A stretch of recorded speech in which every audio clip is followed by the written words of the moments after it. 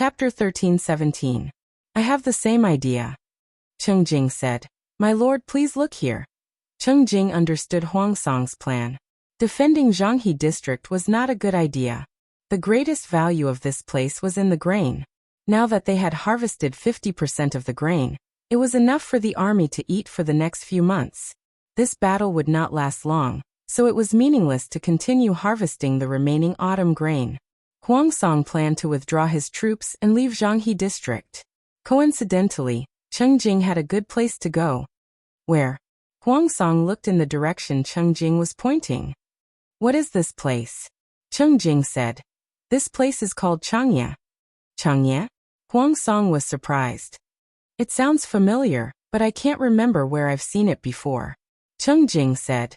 Changya used to be under the jurisdiction of Hu County during the Xia dynasty. Later on, strange phenomena occurred, causing the people here to migrate. As time went by, there was no one here. When Dongqing was founded, it was separated from Hu County when the prefectures and counties were redivided. According to Cheng Jing, this place was a secluded place that everyone avoided. Huang Song thought for a long time, but could not remember where he had heard of this place. Cheng Jing continued. My lord, you must have forgotten that Changya was once the burial place of someone. His reminder immediately reminded Huang Song of something written in a random collection. The first prime minister of the Xia dynasty was buried here. What strange phenomena happened in Changya? Huang Song asked. Cheng Jing said. In the last years of the Xia dynasty, there was an extremely serious flood in Changya.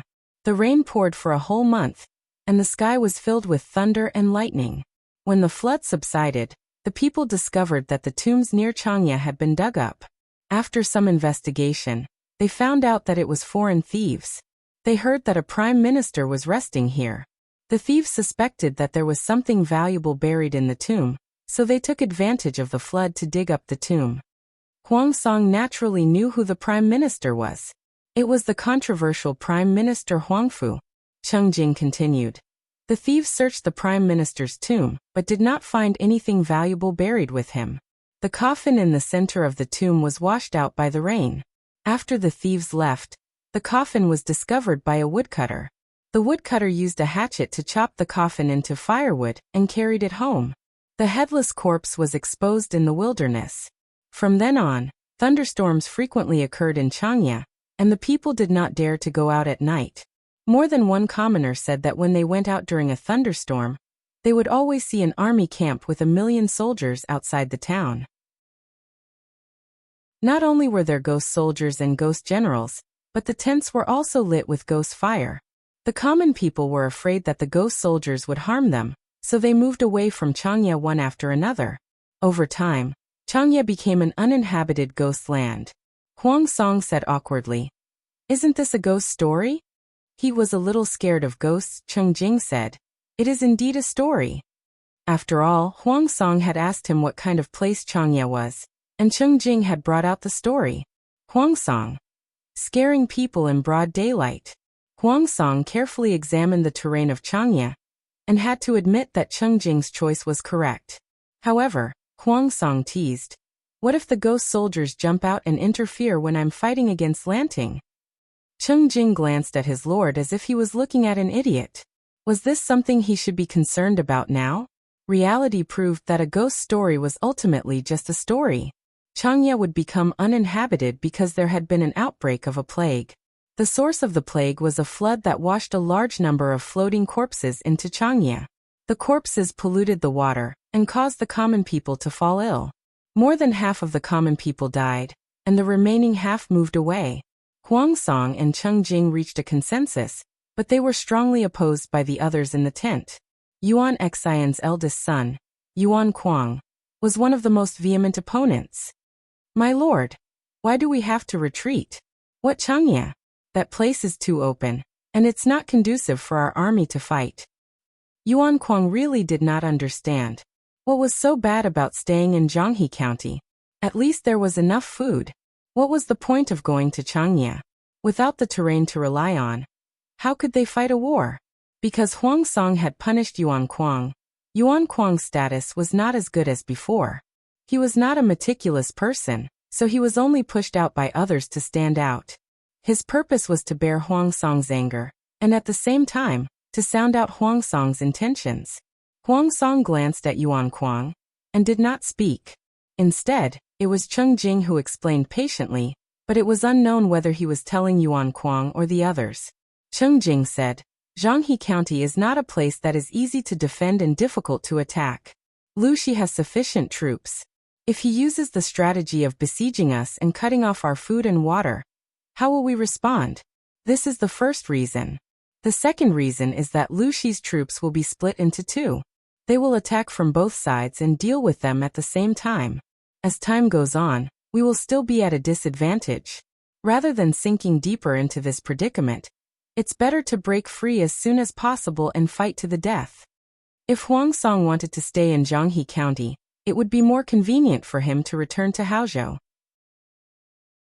Huangsong's goal was for the two armies to confront each other and decide the winner in one go. Changya was a good place for a decisive battle. They did not have many advantages that they could use, and neither did the enemy. If they were to compare, Jiangpingji would be at a greater disadvantage in the Battle of Changya. Huangsong had taken over the autumn grain in Zhanghe County, so he did not have the burden of the grain line. Jiangpingji had to spare extra effort to protect the grain line. Yuan Kuang's personality was like that of his late father, Yuan Xian, but he was not as experienced as Yuan Xian, and did not have the right to take advantage of his seniority. Huangsong would not change his mind because of the opposition of others as long as there were no problems with his principles. Yuan Kuang was dissatisfied, but he was no match for Jiangpingji. He could only suppress his anger. Everyone saw Huangsong's determination, and had no choice but to agree. At that moment someone asked, "The autumn harvest is not over yet. What should we do with the grain in the fields? Leave it for the enemy to collect?" Huangsong said indifferently, "Set it on fire and burn it. If he did not have it, others could not have it either." That night, a huge fire broke out in Zhanghe County. The intensity of the fire was frightening. Jiangpingji was woken up by someone. She was wearing pajamas and a large cloak.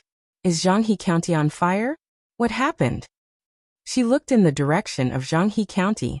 Flames filled the sky and dyed the dark sky red. The color was between red and orange. No one was sure. Jiangpingji smiled and said, "Could it be that Luoyue and the rest finally found an opportunity to burn Bogeo's precious autumn grain?" Luoyue was also dumbfounded. This fire was very similar to the one at Sanshan Valley. The tongue of fire seemed to want to burn everything. Who set this fire? Luoyue indicated that it was not him. Huangsong's army took advantage of the opportunity, when the fire attracted the enemy's attention and retreated safely. However, they did not rest easy for long. Jiangpingji reacted after half a day. Jiangpingji said in surprise, "Bogeo retreated? But this direction doesn't seem to be retreating to Haozhou or Hejian County." Wei Xi said, "This direction is Changya." Jiangpingji looked in the direction that he was pointing. The sand table was clear at a glance. She instantly understood Huangsong's intentions. Chapter 13:18. A commander of the Federal Army who did not stream diligently was not a good ruler. There were too few forms of entertainment in ancient times. Without the salted fish who talked nonsense in the streaming room, what fun would there be in life? Jiangpingji had just started the streaming room when 850,000 salted fish flooded in. Her nose seemed to smell the salty smell of the sea. Of course, the screen full of greetings of good morning warmed her heart. Lemon slice soaking water. "Good morning, streamer. Why do I feel that the surroundings are strange? Kneel for the emperor. It's indeed strange. Is it because of the air?" The audience muttered in their hearts. Jiangpingji did not answer. She finished the rough pancakes in her hand and drank a bowl of thick porridge with meat broth. Seeing her stretch out her tongue to lick the porridge off the corner of her mouth, one of the audience lamented, "Lemon honey tea. Streamer, you're the first Duke of Dongqing. If you round it up, you're the leader of the country. Your food should be more exquisite. Didn't the ancients say that one could never get tired of eating delicacies? Seeing you in such a pitiful state every day, I'm embarrassed to eat a sumptuous meal." Although it sounded like he was showing off, he was right. Jiang Pingji really did not care about him. She did not answer.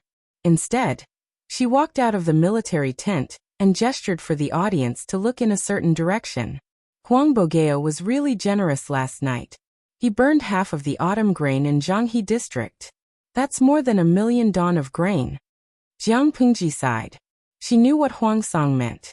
He burned the autumn grain that could not be harvested in time, and did not leave a single grain for her. She did not lack grain, but she was not rich either. It was better to live a simple life. It would prevent her from going from extravagance to frugality. There were people who specially baked rough pancakes and cooked thick porridge for her breakfast. It was a good treatment. The audience did not understand Jiang Pingji's sentiments. Instead, they stared at the thick gray smoke on the screen dumbfounded. Setting a mountain on fire, and spending the rest of his life in prison. In her era, Huang Song's actions would not be as simple as going to prison. He would even have to pay with his life. The fire was not small. It spread throughout the fertile fields in Zhanghe district. The fire had been burning since last night. It was estimated that it would burn for another day. Fengzi. The people of Hu County are too pitiful. The grain that they painstakingly planted for a year has been destroyed by 2 wastrels. Luoyue burned hundreds of miles of fertile fields in the Sanshan Valley, while Huang Song burned the ripe crops in Zhanghe district.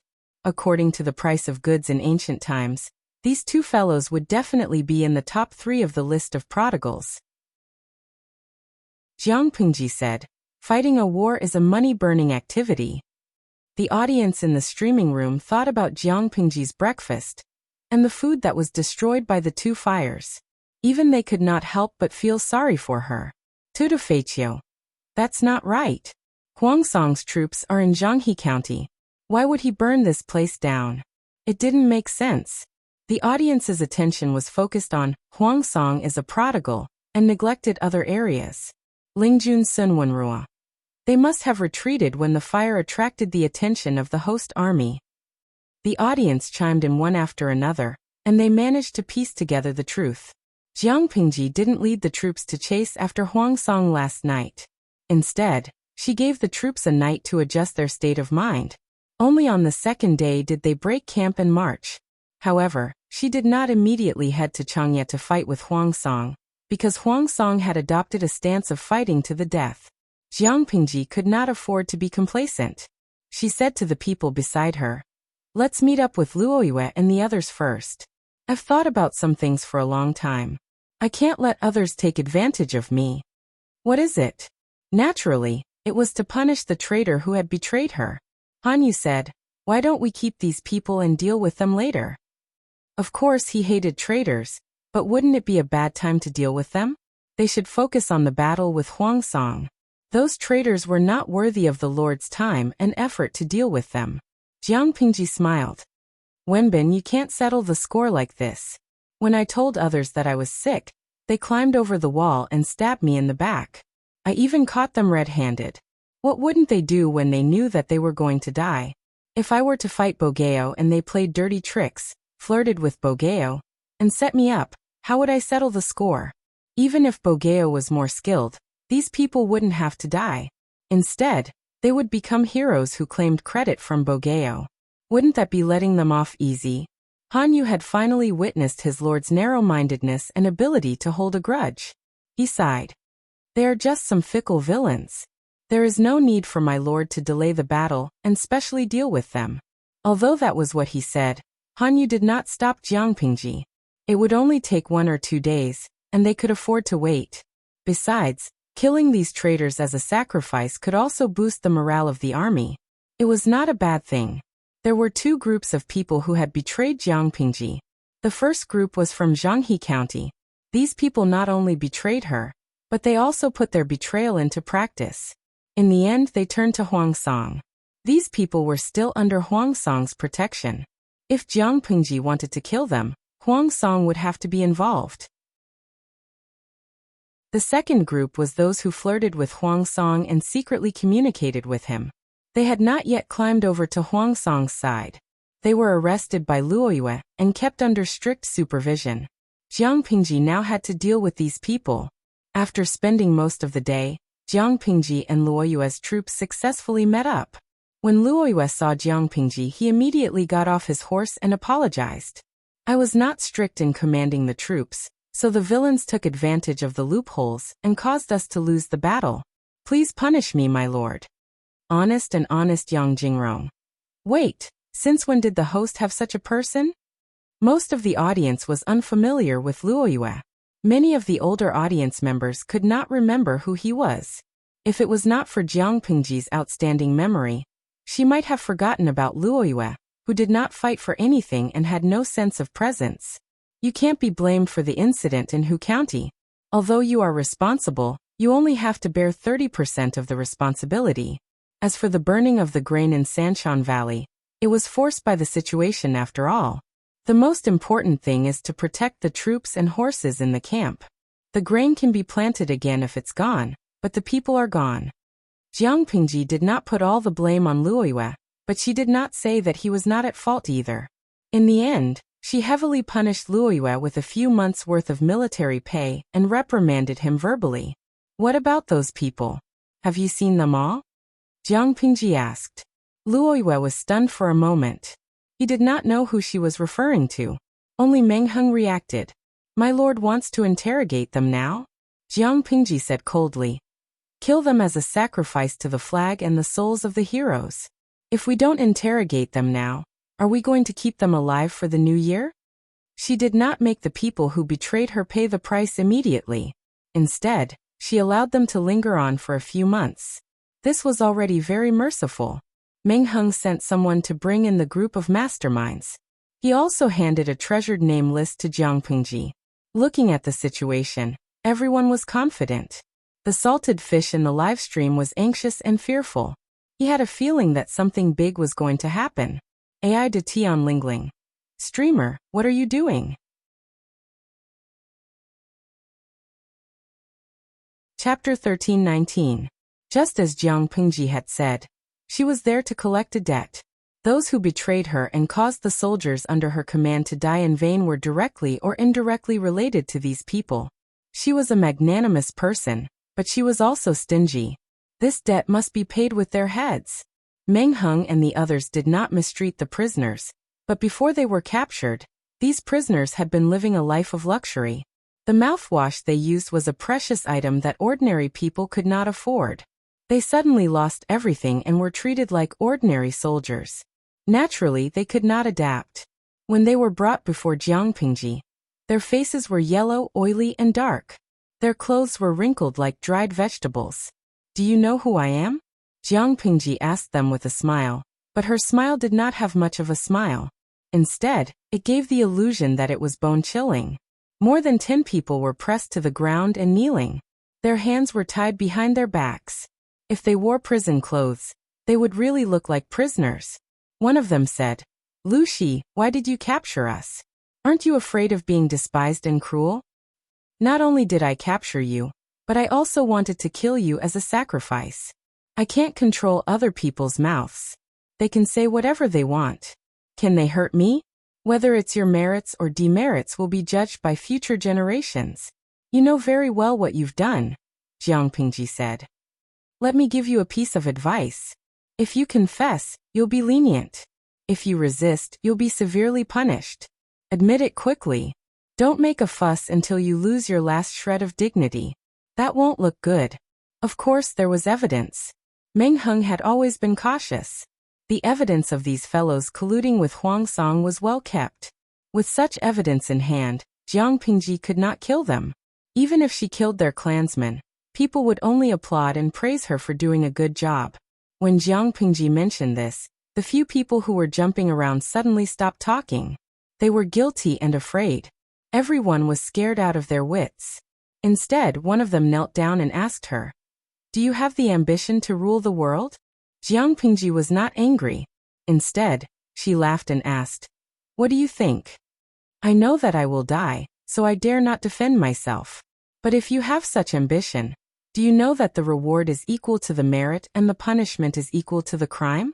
The reward should be equal to the merit and the punishment should be equal to the crime. Of course, Jiang Pingji understood what he meant.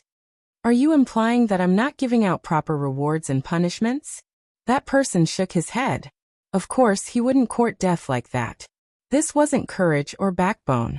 This was courting death by dragging his entire family with him.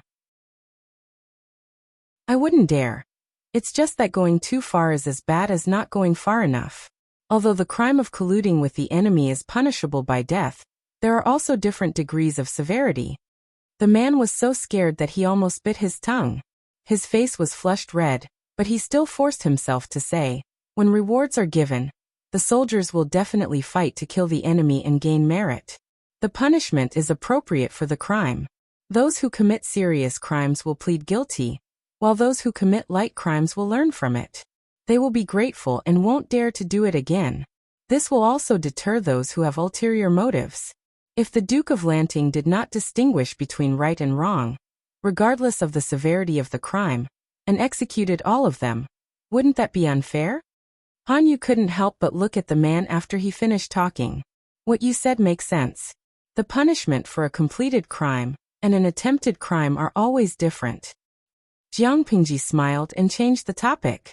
But for me, colluding with the enemy is colluding with the enemy. It's a fact that you colluded with Bogeo. Your ambition is written in black and white on the letter. Is it not a betrayal just because your family didn't have time to move to Bogeo's territory? Normally, Jiang Pingji wouldn't have bothered to explain so much. But Han Yu was there. She had to make it clear so that she wouldn't ruin her image. The man's face turned red. He couldn't argue with Jiang Pingji. This is betrayal and colluding with the enemy. Jiang Pingji continued, if we really want to talk about the severity of the crime, you guys are slightly less serious than the families in Zhanghe County. If it was more serious, they would die, but if it was less serious, they would still die. The only difference was that the former would die more, while the latter would die less. No one dared to make a sound. The man took a deep breath and asked, if that's the case, how does the Duke of Lanting plan to deal with us? Kill them? It was an expected answer, but he was more concerned about how Jiang Pingji would deal with his family. Jiang Pingji naturally didn't have that much time to deal with it. She directly handed it over to Han Yu. The lightest punishment would be the extermination of one family, while the heaviest punishment would be the execution of all three families. If Jiang Pingji was still the commander of the federal army, she certainly wouldn't do that. According to the federal law, an individual who committed treason and colluded with the enemy would only be sentenced to death.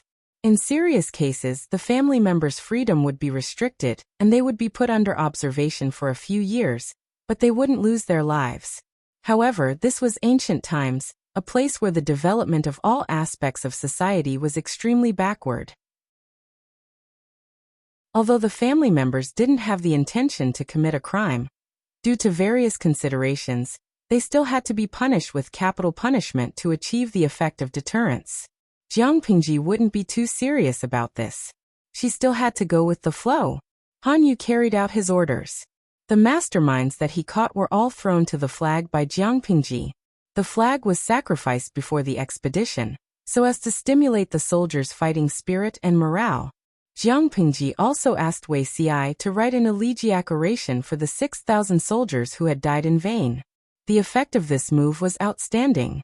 The soldiers were sad and angry at the same time, but at the same time, their fighting spirit was ignited. They couldn't wait to rush to Huangsong and defeat him.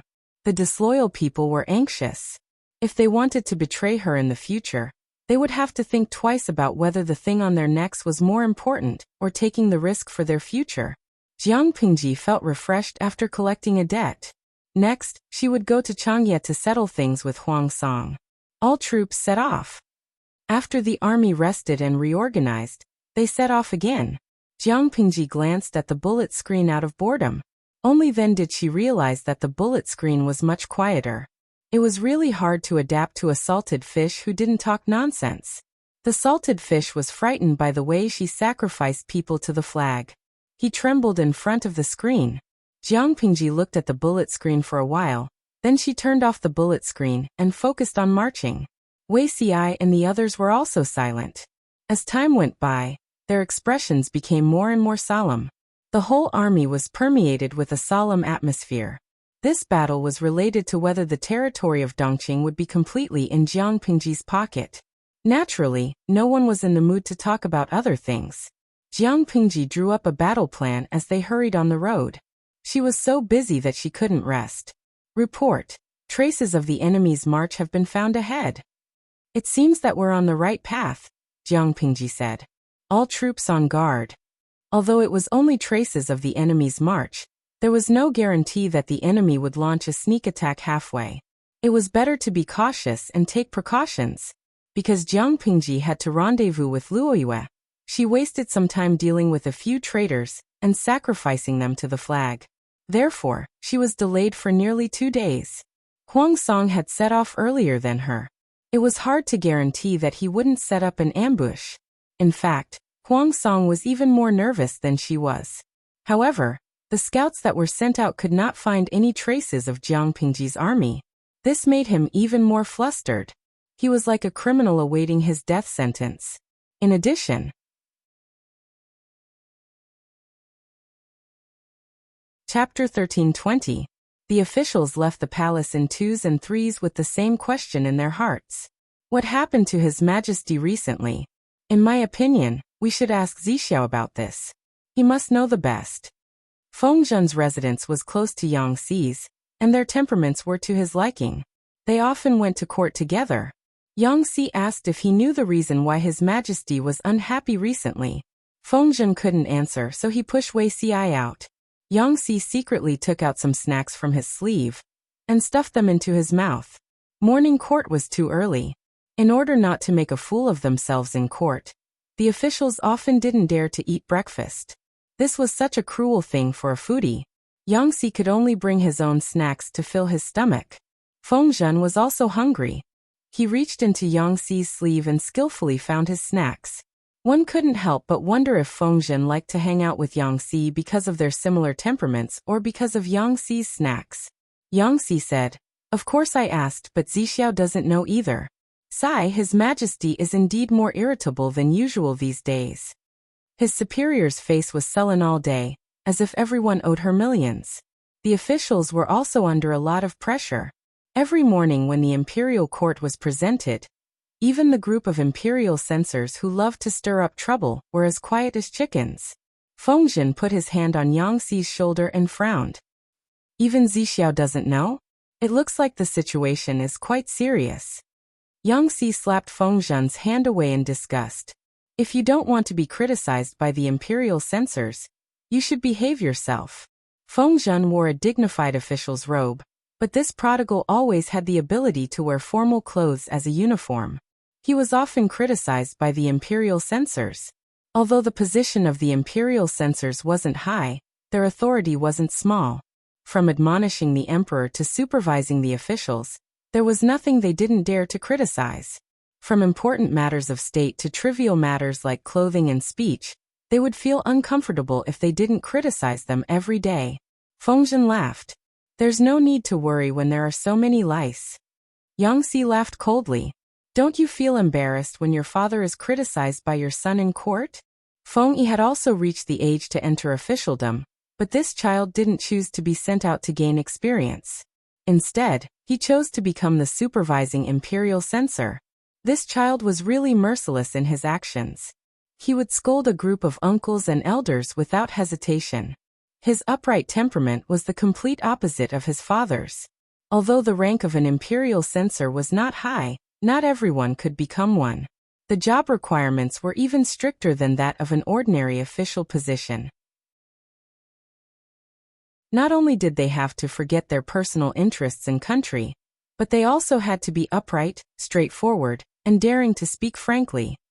They had to be knowledgeable, be well-versed in the government affairs of various places, and be knowledgeable in the past and present. For Feng Yi to be able to become an imperial censor at such a young age, she naturally had a solid foundation.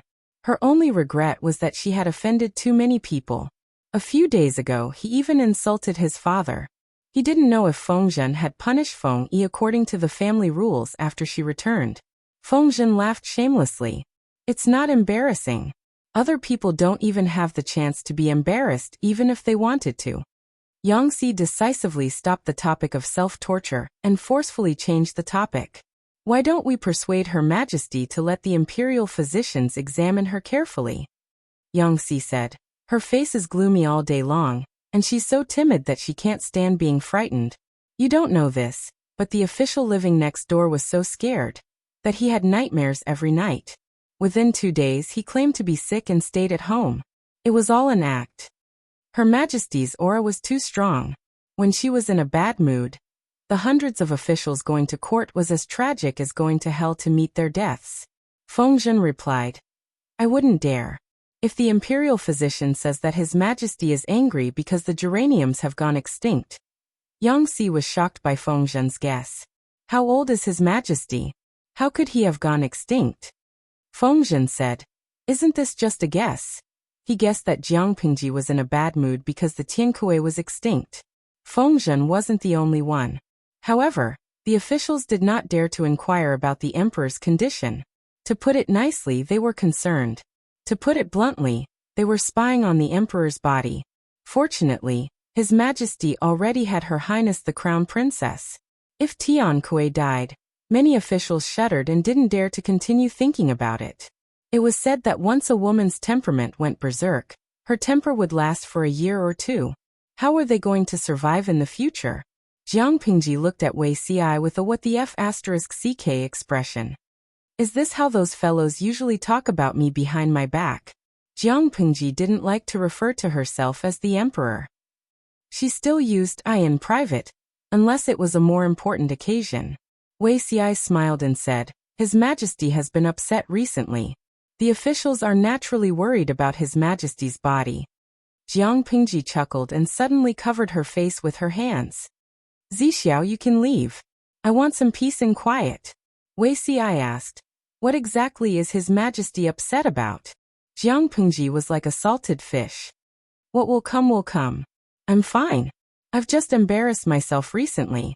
Just let me have some peace and quiet. Wei Ci didn't understand, but apart from Jiang Pingji being in a bad mood, there was nothing wrong with her. He could only leave in confusion. As soon as he left, a large string of golden bullet screens popped up in the livestream. There were only 2 types of bullet screens in Jiang Pingji's livestream room, red and blue. However, a 3rd type popped up a while ago, golden bullet screens. She was studying what was going on with the golden bullet screens when one of the bullet screens caught her attention. When will the commander be single? Jiang Pingji. The streamer's name is exactly the same as our commander's. When she saw the content, her heart suddenly skipped a beat. She quickly wanted to close the livestream room, but she was stunned to find that the close button could not be used. The livestream room had switched to a timer mode. Tudufeichio? I remember that the streamer is the future commander of the Federation's army, Guikai Guo Fengxiao, and it's the 7th Army, Cafeteria Daffin Anti. Could it be an acquaintance? Such a coincidence? Jiang Pingji was speechless. Fu *k. Did this group of salted fish have any brains? They revealed her secret the moment they came. Were they that happy to watch her charaba? After a while, there were more and more golden bullet screens in the livestream room. These people did not seem to be limited by the upper limit of 850,000 viewers. It only took a moment for them to get off the horse. Even though Jiang Pingji was using Lu Shi's body, her temperament and habits were all her own. Those who were familiar with her could find something fishy. The salted fish in the livestream room were still happily revealing her secret. It wouldn't take long for Jiang Pingji's disguise to be exposed. What a heartless world.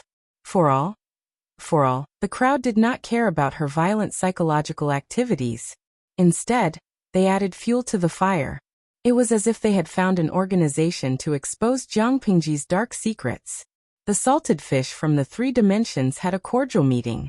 Jiang Pingji felt that she had lost her face to the abyss of the Sea of Stars. It took more than 10 years to build a small farm? The army commander has a second spring in her life. The mature royal sister was once a handsome loli? 10,000 credits to buy the loli photo of the army commander at a high price. Stewed a frog for more than 10 years? The mystery of the army commander's single status was finally revealed. Transmigrated to save the loner. She gave up being the army commander and ran to be a farmer on a small farm. Was this the fall of human nature, or the tragedy of society? Jiang Pingji suddenly sat up straight. She was so scared that she broke out in a cold sweat. Wei Xiai asked, "Did you have a nightmare?" Jiang Pingji said, "I had a super scary dream." "What dream?" "The dark history that I tried so hard to cover up was all revealed. As a big shot, how could such an embarrassing thing happen?" Chapter 13:21. Is this place Changya? It's really desolate. Jiang Pingji was worried halfway, but she didn't expect Huang Song to have no intention of ambushing them. Instead, she thought too much. Changya was a small place near Hu County. The terrain was flat and wide. Although there were mountains, the terrain was very flat. If the place was renovated, the river water would be diverted, the soil would be fertile, and it could be managed seriously for 3 to 5 years. Perhaps it would become a good grain-producing district. Along the way, Jiang Pingji found many ruins of houses. She could vaguely make out the appearance of a village or small town. Green vines and weeds crawled on the broken walls. Many snakes, insects, rats, and ants hid there. After entering Changya and marching for a few miles, she didn't see any signs of human habitation. Jiang Pingji couldn't help but complain. Choosing this place as the location for the battle, does Bogeo think that his grave is not desolate enough? Changya was even more desolate than the place where the Tsingyi army and the Red Lotus group had wreaked havoc. It was as if it had been forgotten by the whole world. There have been several outbreaks of plague here. The people who could move away have moved away.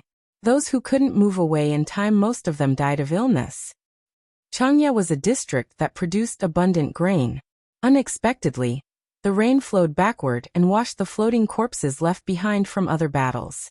The plague ran rampant, and the small town with a population of tens of thousands died. Many years had passed since then. The people who moved away still didn't dare to step into Changya.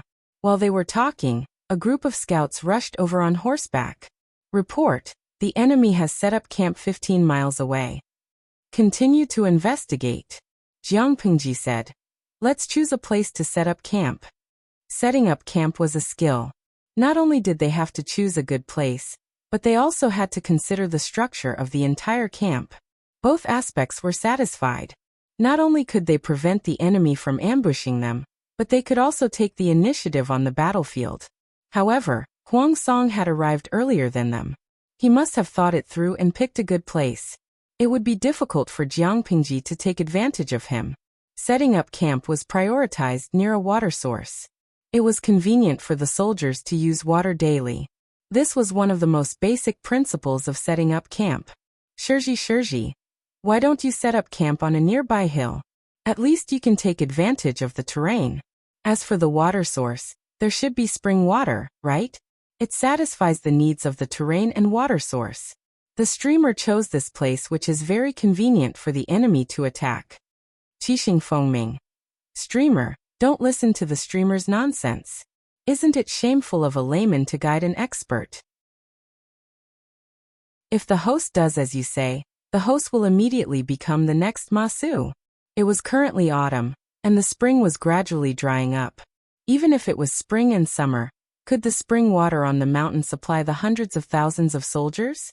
Without a water source, Huang Song didn't have to do anything. He could just block the foot of the mountain and set fire to the host. Choosing to build a camp on flat ground was not a complete disadvantage for the streamer. After all, the cavalry under her command was not just for show. Jiang Pingji did not pay attention to the streaming room. Naturally, she did not see the bullet screen. Report: a large number of skeletons have been discovered near the barracks. Jiang Pingji raised her eyebrows and smiled at the people beside her. Did we set up camp on someone else's burial mound? This was because burial was popular in ancient times, and some places even preferred sky burial. It was very normal to randomly dig up someone's grave. Jiang Pingji had been away fighting wars for so many years, and she often encountered such awkward situations. However, she would not change the location of the camp just because it was on someone's grave. At most, she would ask the owner of the grave to move to another place. I don't think so. Chang'e used to be the capital of a small country during the period of the 16 kingdoms. Several wars broke out here, so it is normal to dig up a large number of skeletons. When Han Yu saw that all the skeletons were headless, he was even more convinced of his judgment. During the period of the 16 kingdoms, military merits were calculated based on the number of people killed. It was normal to cut off the heads of captives in exchange for military merits. Now it was changed.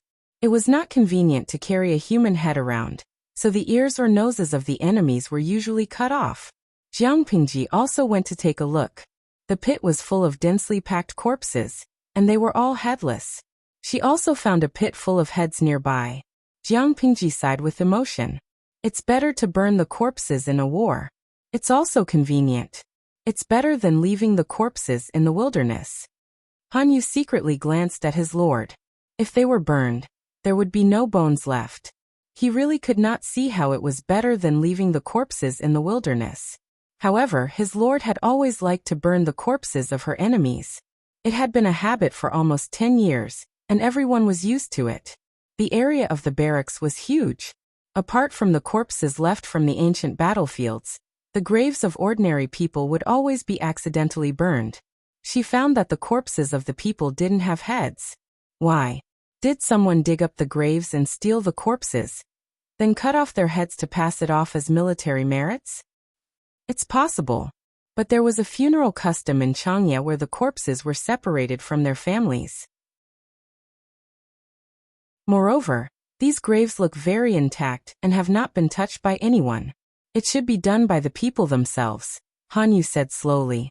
My lord, you also know that Chang'e is the burial place of the prime minister of the previous dynasty, right? During the years when the plague broke out in Chang'e, the prime minister's grave was robbed and the bandits invaded it. Many people thought that the plague was a disaster sent by the prime minister. Only by separating the corpses after death could the anger of the prime minister be appeased. That's why such a custom came into being. I don't see the logic in it. When the plague broke out, they didn't find the source of infection or control the infection channel. Instead, they sent secret letters and made up alarmist rumors. It was ridiculous. Get rid of all the corpses. Remember to stay away from the water source. Even without Jiang Pingji's special reminder, the soldiers would not make such a mistake.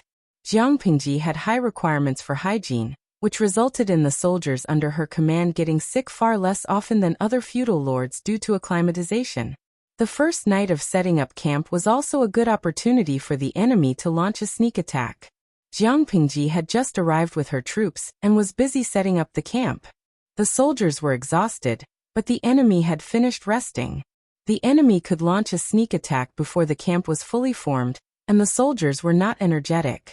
Jiang Pingji said with certainty, Bogeo will attack the camp tonight to test us. Tell the soldiers to patrol carefully, and not to let their guard down. Han Yu and the others were only 50% sure that Huang Song would not attack the camp tonight, but Jiang Pingji knew that he would definitely come. Huang Song would not let this opportunity slip by. The situation was very unfavorable for him. He naturally had to find a chance to boost the morale. A night attack was a good choice. On the battlefield, Huang Song did not have as many troops as Jiang Pingji. Their combat power was not equal, so the chances of winning were not high. Therefore, he had to find another way. It was close to midnight. The scouts sent to keep an eye on the enemy's camp did not find any signs of the enemy moving troops. No movement. Everyone was quite surprised. Did Huang Song give up this opportunity? Jiang Pingji stayed in the main tent. From time to time, the sound of candles crackling could be heard in the air. The swaying candlelight illuminated the main tent. She did not take off her armor. Instead, she sat upright and meditated. She closed her eyes and relaxed her spirit. Her god-slaying sword was placed flat on her knees. Would Huang Song let go of this opportunity? Of course not. It's inevitable that we have an unfair advantage.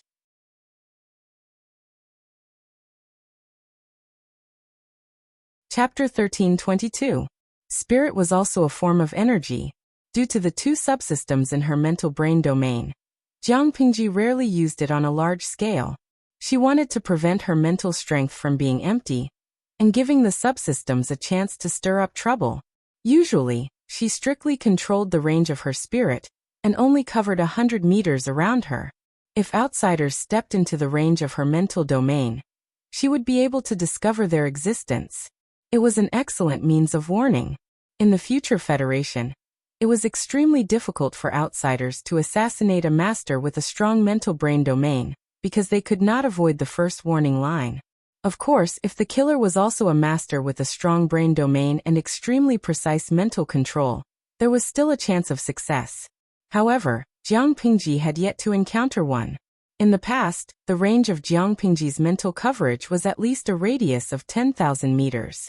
Now, who could snipe her from 10,000 meters away? A radius of 100 meters was enough, and it could be used all day long. Out of caution, when she arrived with her troops, she used her spirit to check carefully.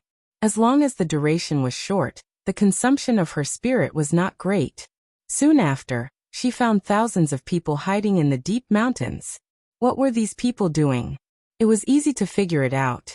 According to normal people's thinking, the troops attacking at night must have come from the camp.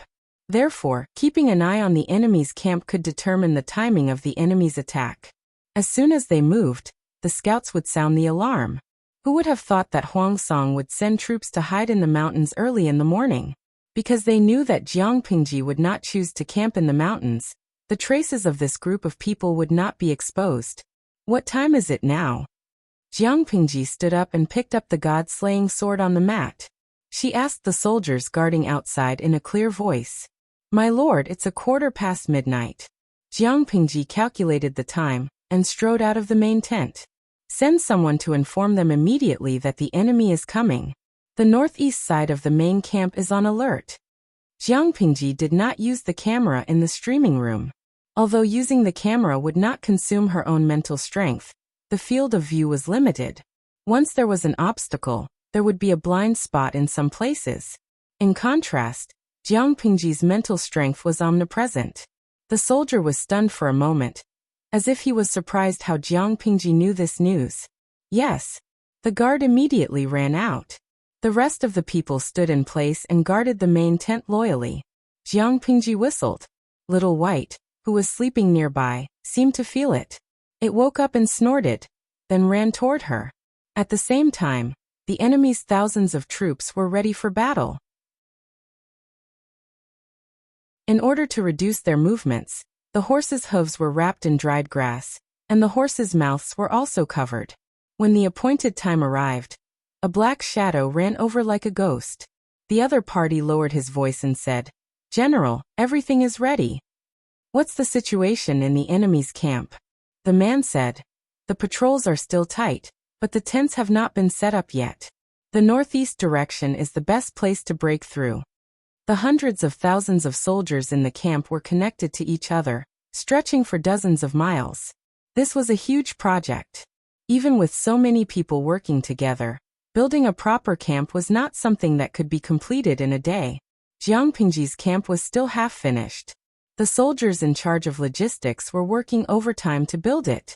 The encampment was the first line of defense. If the basic line of defense was not built, it would be easy for the enemy to launch a sneak attack. Gather the troops and set off. The night was dark, and the campfire in the distance lit up the camp like the brightest pearl in the night. In ancient times, the conditions for a night attack were harsh. Because the people were malnourished, the prevalence of night blindness was extremely high. Huang Song took great pains to select these thousands of people. The night was dark, but they could still see the road clearly. They sneaked all the way to the enemy's camp. They thought they were being careful, but they did not know that everything was under Jiang Pingji's control. The camera in the streaming room had a visual angle, but her spirit did not. She clearly saw the thousands of people split into two groups and sneaked out of the camp. The enemy was right under her nose, but Jiang Pingji still had the mood to joke. "Wenbin, don't you think this is like what happened in Shanwu City?" Han Yu was stunned. It took him a while to understand what Jiang Pingji was referring to. During the Battle of Shanwu City, Han Yu took advantage of the blind spot of the deserters to secretly send out the men to attack at night. If Jiang Pingji's martial arts were not so good, maybe Xieze's night attack would have been successful. Once she died, the crisis in Shanwu City would be solved. Han Yu smiled. You think it's similar, my lord? Jiang Pingji said sincerely. But Bogeo's is not as good as yours. Jiang Pingji really did not notice Han Yu's sneak attack. Her usual alert range was either 100 meters or covered the whole camp. It rarely extended beyond the camp. Because the larger the alert range, the longer it lasted, the heavier the burden on her and the easier it was for the system to play tricks. Han Yu said, You flatter me, my lord. I don't deserve it. His lord was very stingy, but she was also very magnanimous. If an ordinary person were to talk about how they had suffered a setback, they would definitely feel uncomfortable. But Jiang Pingji was different. She not only took the initiative to mention it, but she also used it to tease others. She did not hold a grudge at all. Han Yu was not used to it. He was shocked by her at first and thought she was going to settle scores with him. As they were talking, the enemy had already sneaked out of the northeast camp. Because the watchtower had not been built yet, the alert range of the camp was limited. However, if they were closer, they would be easily discovered. Jiang Pingji suddenly said, They're coming. As soon as she finished speaking, the enemy's arrows flew over the crude wooden fence of the camp. The arrows rained down from the sky. For a moment, there were several screams in the camp. It was creepy. Because Jiang Pingji had asked them to be alert, the soldiers nearby immediately reacted after the wave of arrows. They sounded the alarm and organized to defend against the enemy. The enemy also rushed in at this time. Hundreds of armored horses broke through the paper-made wooden fence. Without the wooden fence, the enemy followed closely behind and successfully rushed into the camp. The archers lit up the fire arrows. Kill. Enemy attack. The movement quickly spread to the whole camp. Like a pot of boiling hot water, the whole camp was alarmed. The enemy came aggressively, like a hot knife cutting through butter. They rushed in all the way, but they soon found something was wrong. The soldiers under Jiang Pingji's tent reacted too quickly. The fierce momentum seemed to have hit an iron plate and suddenly slowed down. The enemy appeared one after another, and the soldiers from both sides were in a mess. Oh no! We've been tricked. Such a swift reaction speed was a clear indication that the enemy was well prepared.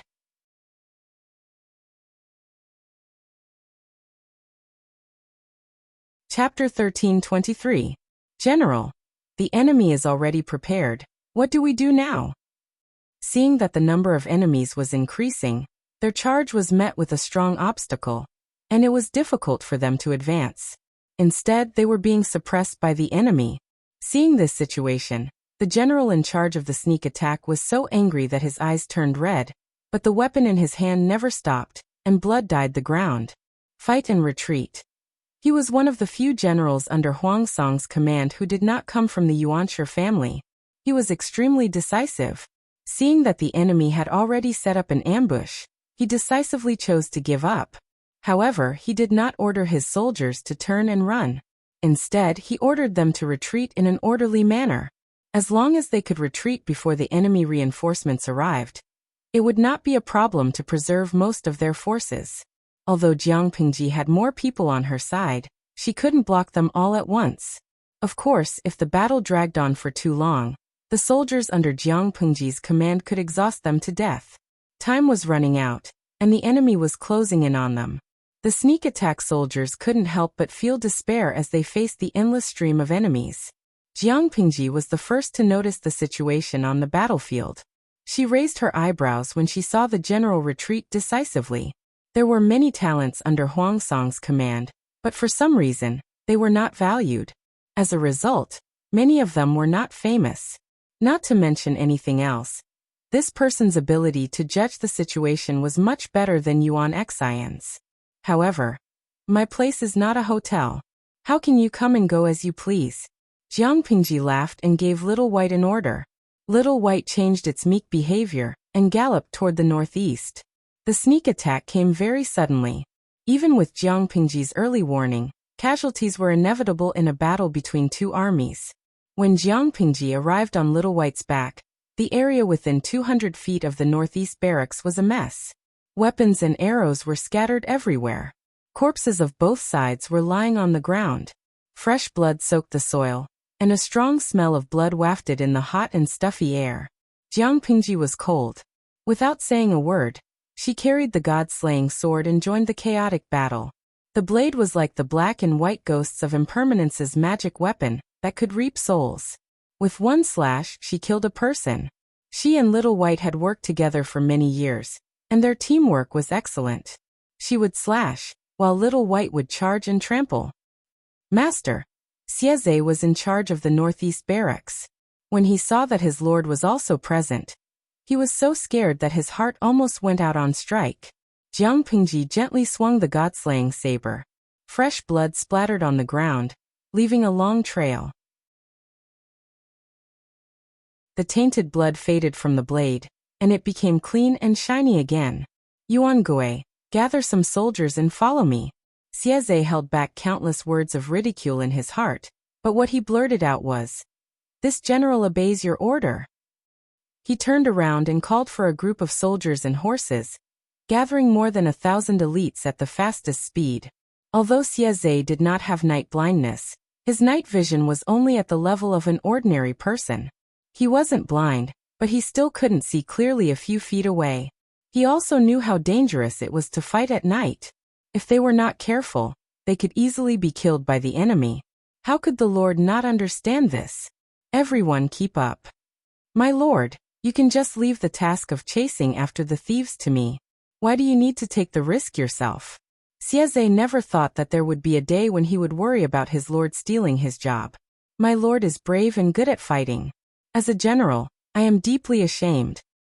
They're cutting off their tail in order to survive.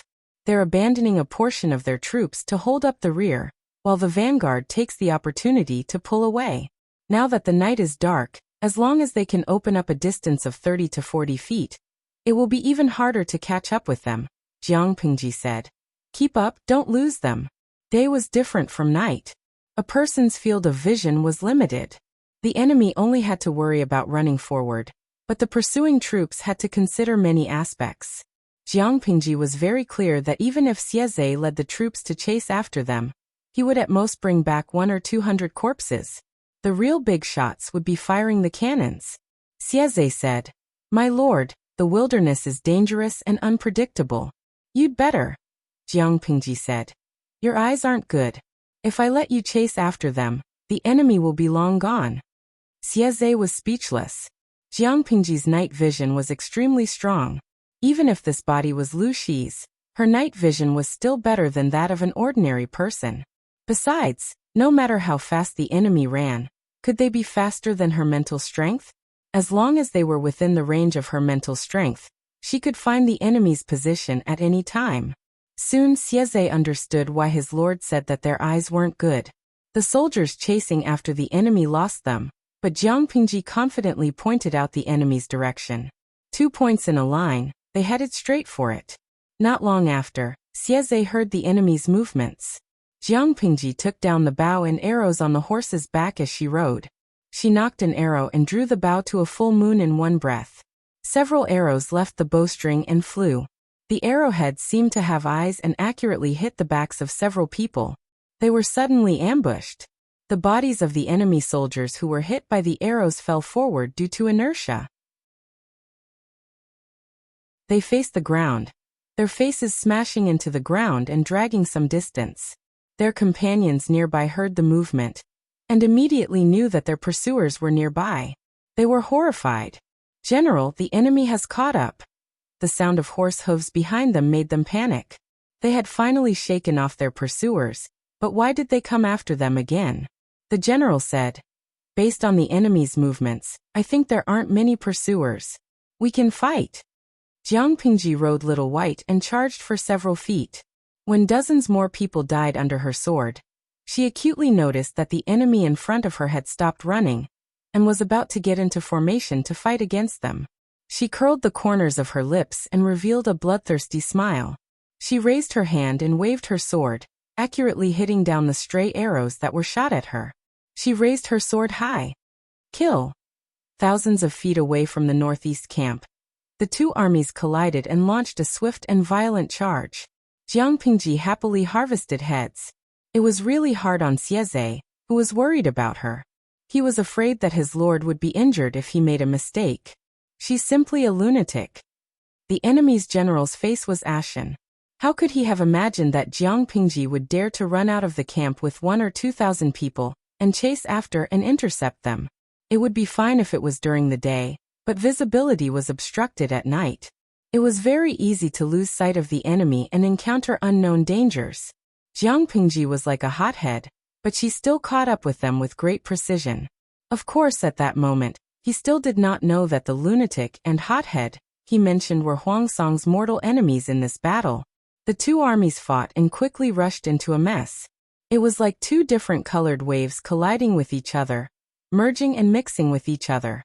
In a chaotic battle, it was easy to accidentally injure one's own side, but Jiang Pingji did not have this concern. She killed a child with one slash of her sword. Sometimes she could even kill a group of them with one slash. Xie could only bitterly follow his lord with his trusted subordinates. Wherever his lord went, he would go and help her clean up the small fries. He did this to protect Jiang Pingji, but it also exposed her position. The enemy did not know Jiang Pingji's identity, but someone who could be protected by so many soldiers must be a big fish. Unknowingly, Jiang Pingji steadily pulled the aggro. Even though the enemies came one after another, no one could hurt her. The battle lasted for more than an hour. Jiang Pingji steadily won the title of best of the match. Xie panted and shook his hands.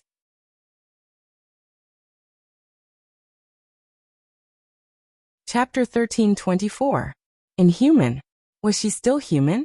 For more than an hour, she continuously brandished her sword and killed people. Didn't the Lord's hands feel tired? He saw clearly that his lord did not reduce the frequency of her attacks from beginning to end. She even fended off the enemy's sneak attacks. No matter how sharp the Lord's sword was, it required a lot of strength to cut through flesh and bones. How many people did the Lord kill that night? How many times did she brandish her sword? Xie did not know the exact number, but he could roughly estimate that it was a number that made his hands tremble. This was simply not something a human could do. Xie suddenly thought of the sneak attack in Shancheng. He was the main general in charge of the sneak attack, but he failed at the last moment. Before he failed, he still wanted to fight with all his might and kill Jiang Pingji at the cost of his life. Now, it seemed that the other party had indeed shown mercy. Not to mention this life, even if he sacrificed 10 lives, Xie did not think he could kill the other party. "My lord, we have captured more than 10 captives." Xie resisted the urge to complain and obediently went to deal with the aftermath for Jiang Pingji. The enemy had suffered heavy casualties. Xie raised his torch and looked around. He was almost dumbfounded by what he saw. Under normal circumstances, in a battle between two armies, the proportion of people dying on the spot was not high. Most of the soldiers died because they could not receive medical attention. Xie thought that he could capture many wounded soldiers. He did not expect that only a few of the enemies lying on the ground were alive. Most of them were dead. He looked carefully and realized that the way the enemy soldiers died was very similar. Either their necks were cut off or their vital parts were accurately shot. Almost all of their injuries were enough to meet the king of hell on the spot. Even if Dao Yuo came, he would not be able to save them. Seeing this, he inhaled a breath of cold air. Xie thought that his martial arts skills were not bad. When he sparred with Li Yin on a daily basis, the chances of winning were 50-50. Even so, he did not dare to say that he could end the enemy's life with one shot. It was not difficult to kill a person, but it was difficult to kill them all. His lord had done it. The problem was that she was his lord, not a general who charged and broke through enemy lines. His lord was the backbone of the overall situation. The strategists gave advice and suggestions for his lord. The generals attacked cities and conquered territories for his lord. The three parties had a clear division of labor. In the end, as a military general, Xie was ruthlessly crushed by his lord in the field that she was good at, and trampled on over and over. Could Xie say that he was always worried about losing his job? Even though there were countless things he wanted to complain about in his heart, Xie looked very serious and calm on the surface, giving people a feeling that he was exceptionally reliable. Jiang Pingji was sitting on the stool, the god-slaying sword casually inserted into the ground beside her feet. When she heard Xie's voice, she raised her head and looked at him. There are still living captives? Xieze. Sure enough, his lord was killing with every slash. It was obvious that she didn't want the enemy to live. Jiang Pingji raised her hand to wipe off the blood. Even though she was full of energy, the warm-up had made her sweat. Her sweat mixed with the enemy's blood almost smeared her face. Take them back and lock them up. Jiang Pingji sniffled, a look of disgust appearing in her eyes. She raised her hand and wiped it on her armor, then used a relatively dry part to wipe the blood off her face. The feeling of blood on her skin was truly unbearable. Right, we can also interrogate him. It would be good if we can get some information about Bogeo. If we can't, lock him up until the end of the war. Xieze cupped his fists and said, understood. Jiang Pingji asked, right, did you catch any of the enemy's generals? Xieze turned around and waved his hand. Immediately, soldiers brought over 2 people who were tied up like palm sticks. The 2 were not far from Jiang Pingji. Most generals had good hearing, so they clearly heard the conversation between Jiang Pingji and Xieze. The most important thing was how Xieze addressed Jiang Pingji. He called her lord. What did that mean? The 2 of them looked beet red, their gazes dull. Even the large and small wounds on their bodies could not distract them. Who knew that the rumored Duke of Lanting would personally lead troops and chase after the enemy troops in the middle of the night? If they had known that Jiang Pingji was such a suicidal person, they would have sent all their troops and only had eyes and hearts for Jiang Pingji. These 3 words were enough to kill her. Jiang Pingji casually glanced at the 2 of them and smiled warmly. Are you under Bogeo's command? The 2 of them were silent. It wasn't that they had never seen Jiang Pingji before. Back then, Jiang Pingji and Huangsong had joined forces to attack Mengzhan of Zhangzhou. The troops under the 2 camps had even spent the new year together. It was nighttime now, and they were so far away. Who could recognize Jiang Pingji's bloodstained face? Not to mention them. Even her mother couldn't recognize her. One of them stiffened his neck and said, if you want to kill me or dismember me, just do as you please. Why waste your breath? Jiang Pingji actually nodded and said, what you said makes sense. Keeping the 2 of you alive would be a waste of my military rations. After all, we don't have enough rations. 2 more people means 2 more mouths to feed. However, I love peace and don't like to kill. She smiled, revealing a set of neat white teeth. The surrounding atmosphere became eerily silent. Xieze could not help but turn around and cover his face. His lord said that she loved peace and didn't like to kill. Even if he could go against his conscience to say that, he wouldn't recognize the corpses of the enemy troops lying on the ground. Did he feel guilty saying that? The 2 captives were also shocked by Jiang Pingji's actions. For a moment, they did not know how to respond. In short, there was no way to complain. As they spoke, the sound of horses' hooves could be heard from afar. Their eyes lit up, but they soon dimmed again. The people who came were not Huangsong's troops. They were all there to support Jiang Pingji. My lord, Jiang Pingji said, the matter here has been settled. Send someone to clean up the battlefield. Dispose of the corpses that need to be disposed of. Don't keep them. The corpses of the enemy soldiers were burned and buried on the spot. The corpses of their own soldiers could be left with an urn for their souls to return to their hometown in the future. She waved her hand and jumped onto the back of the little white horse. Drowsiness overwhelmed her, and she couldn't help but yawn. Jiang Pingji's work and rest schedule had always been regular. After working hard for most of the night, she was more or less sleepy. She led the troops back to the camp. She asked someone to prepare a bucket of clean water for her to wash off the dirty blood on her body. She washed herself clean and slept. After the war, Han Yu and Wei Xi could work overtime. She was in charge of recuperating and building up her energy. After exercising, she bathed and slept. The quality of her sleep was exceptionally good. Huang Song's side was not so comfortable. Tonight's night attack had been planned for a long time. It was a sneak attack to pull back the fallen morale. He waited anxiously in the main tent. He did not sleep all night. His heart sank even more when the sky turned bright. Report. Just as he was feeling disheartened, there was movement outside. Huang Song's spirits were lifted. Tell me quickly. How's the battle situation? The messenger said dejectedly. The enemy has been on guard for a long time. Our troops could not retreat in time and were entangled by the enemy. Huang Song took 2 steps back in disbelief. If his right hand was not supporting himself on the table, he would have lost his composure.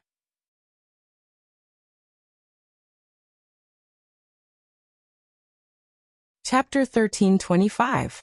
Before the sneak attack, Huang Song had been mentally prepared for the possibility of failure. When the reality was right in front of him, he couldn't accept it. He was mentally prepared, but he didn't expect to lose so thoroughly.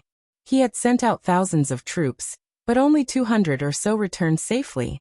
The rest were either killed in battle or captured by the enemy. How could they fight this war? Huang Song felt that he needed some time alone. When everyone heard the result of the meeting, they immediately fell silent. They lowered their heads and didn't dare to look up at Huang Song's face. They had high expectations for the sneak attack. They didn't expect the enemy to know in advance and have already made preparations. This was really unexpected. Huang Song wasn't someone who would admit defeat easily. He said, "Does anyone have any other good ideas?" The group of people discussed until dawn. They were especially tired. After all, they were all awakened from their beds by Huang Song's men. Cheng Jing looked normal, but he was actually a little tired.